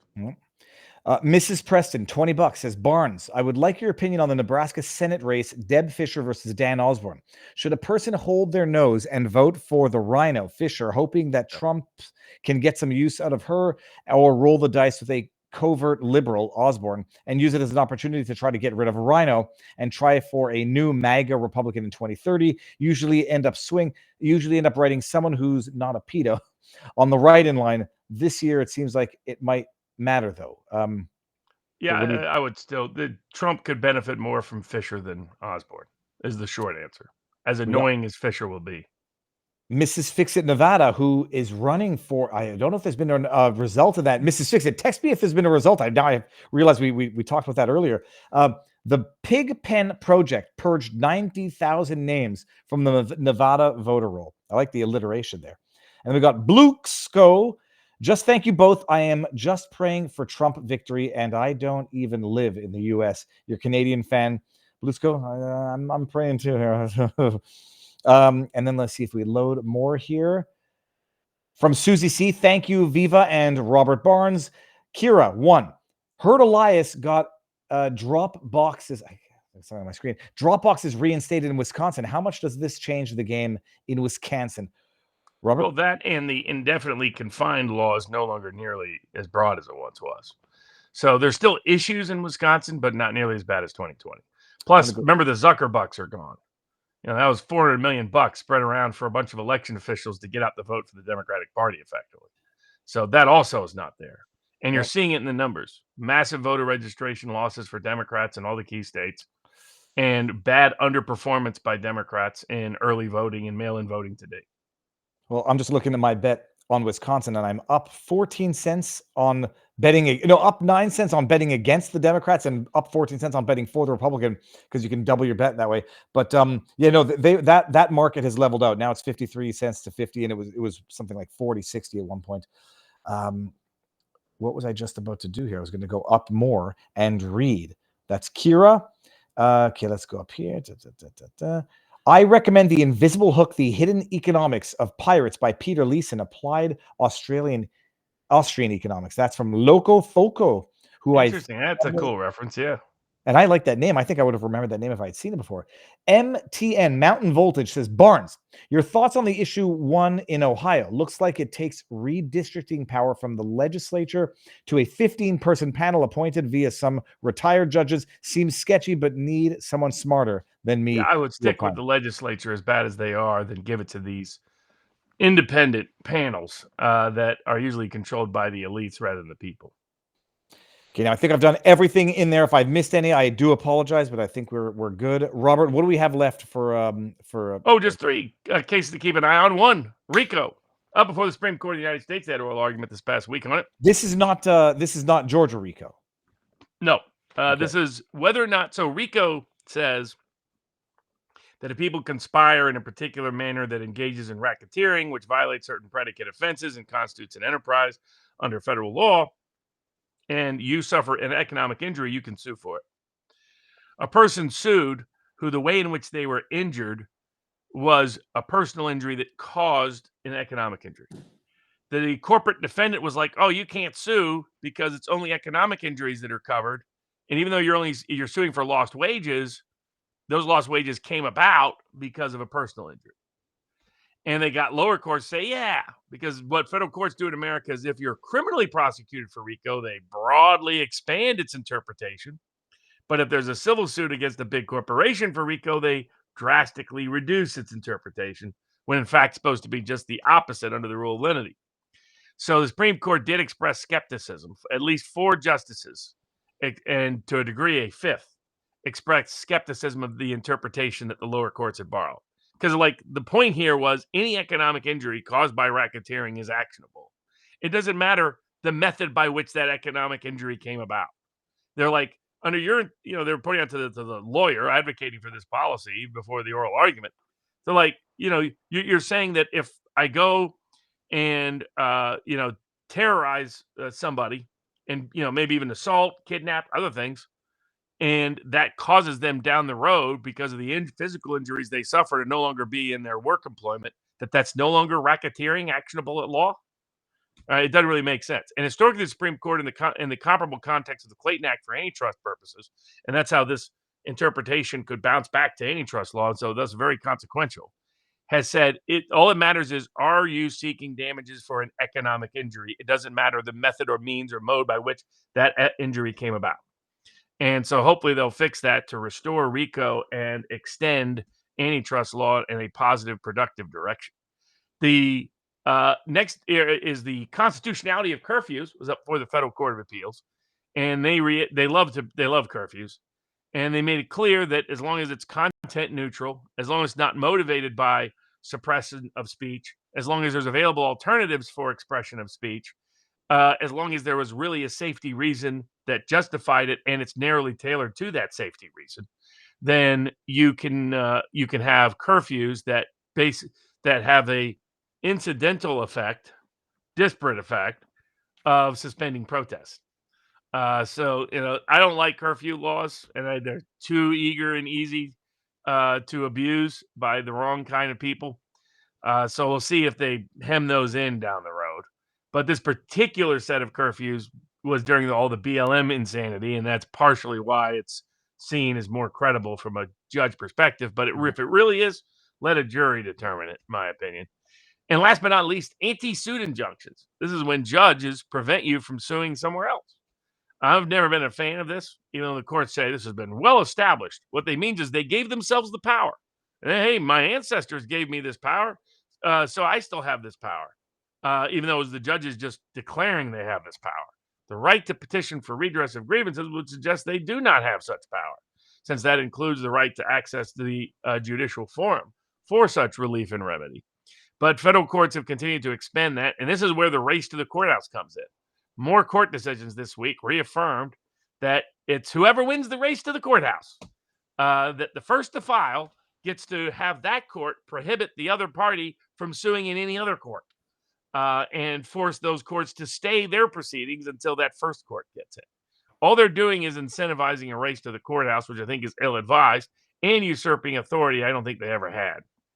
Well, in Canada, we got first past the post. In the States, you're going to have first past the courthouse front doors. This is going to get to a tipped question that I just saw, but I had bookmarked it earlier. Mark, so hold on 1 second. I got to bring it up. Apparently, Elon said he's going to be giving away $1 million a day until the election to people in Pennsylvania if they have signed the petition for preserving Second Amendment rights, First Amendment rights, etc. These Karens of the internet. Here, Elon Musk says on stage at a town hall that America PAC will be awarding $1 million a day every day until the election to a registered Pennsylvania voter who has signed his petition. Okay, the petition has nothing to do with voting, so people were thinking, oh, this is FEC, FEC violation. Norm Ornstein, who I think you might know, Robert, says Merrick Garland Justice Department needs to step in immediately because that's what Captain Karens do. Norm belongs in prison. That's where Norm belongs. And then Mark Cuban, who probably is trying to stay out of prison, says, I'm pretty sure that while it may or may not be violating laws, it may violate gaming laws in Pennsylvania. No, now, it's not gaming. Nothing about it is gaming. Nobody's gaming. It's not they're trying to pretend it's a lottery. It's not a lottery. It's not gaming. It's him just deciding to give away money randomly, and he's describing in advance who he's going to give it away to. Nothing about that is gambling. So nothing about that is interfering with voting. It's not based on voting. It's based on signing a petition. Because anybody, by the way, I'm going to start randomly giving away money to people who sign a petition. These kind of giveaways are done all the time. They're done on radio stations. Hey, the fourth caller will get these free tickets. Da, da, da. So the illusion that it somehow is gambling is nonsense. The illusion that it is somehow interfering in an election is nonsense. It's all nonsense. But it tells you about Norm Ornstein, who he is, and how corrupt this Justice Department is, that he's making statements like that. This is a private citizen that has used federal authority to violate people's federal civil rights, I think in a way that violate the criminal laws of the United States. And we need to have some high-profile scalps on the wall to discourage and deter people from doing this lawfare abuse, violation of constitutional liberties in the future. You know, it's amazing. There was somebody who asked. I understand that years ago from Janice, you signed an agreement to the terms of Microsoft, Apple, and other tech companies. You had a choice not to use their services. It was more of a convenience. Now that you absolutely need them for basic functioning in the government and society and the economy, doesn't that make you signing them more a matter of necessity and even duress than a voluntary choice? Well, I agree. That's of the principal adhesion. argument for big tech being a utility. I was going to say something that in Quebec, when I first started a website called iVotography like 12 years ago, and people were going to upload photographs and everyone would vote on them, and whoever got the most votes in a day would win $100. It was illegal in Quebec, or at least you needed to register because it was a contest. And I just Googled it, and they've repealed that law. So maybe I'll bring back iVotography. There was another tip in here that I was going to talked about. It said, oh, no, I got that one. I want to scroll all the way down to the bottom here. Josh Shapiro thinks it's this is from Pansy or P-Hunts. Then we got Dan Sundin. Actually, Georgia has not done a trusted build since they received their system in the fall 2019 at 5.5A. Still there with broken code, losing ballots and votes via summary QR code issues. And would it be hilarious? Okay, I think we've done everything, Robert. I've got on Jessica Rose tomorrow. I should have said it while we were live with everybody, but Jessica Rose, we're going to talk about some latest, I think it's COVID stuff. She sent me some reading that I have to do by tomorrow, 12:30. Jessica Rose is the biomedical analyst. She's a PhD and she's wicked smart, and it's about COVID. So tune in for that. Robert, what's your schedule? Flying everywhere. Yeah. So probably will be there. If there is a What Are the Odds show this week, it will likely be on Tuesday at 2 p.m. with Richard Barris. Tomorrow, I got to fly early in the morning to LA, federal court for a case. Status conference being ordered there. And of course, the judge won't allow it to be by telephone. You have to be there in person. Of course. Then another status conference ordered Wednesday morning in Seattle. So Tuesday afternoon, flying to Seattle, up there Wednesday. And it looks like I can maybe able to get this last one resolved, but right now I have to be in state court in Pennsylvania on Friday. So, it might be LA, Seattle, Philly. We'll see. So I don't know what the bourbon schedule will be like this week. Well, you might be having bourbons, just one they'll be in a hotel room. Robert, amazing stuff. Everybody, we're going to end this. I'm going to remember to not hit the button after I say 10 seconds to end it. Robert, stick around. We'll say our proper goodbyes. Everyone else out there, enjoy the rest of the weekend. See you tomorrow at noon. 10 seconds.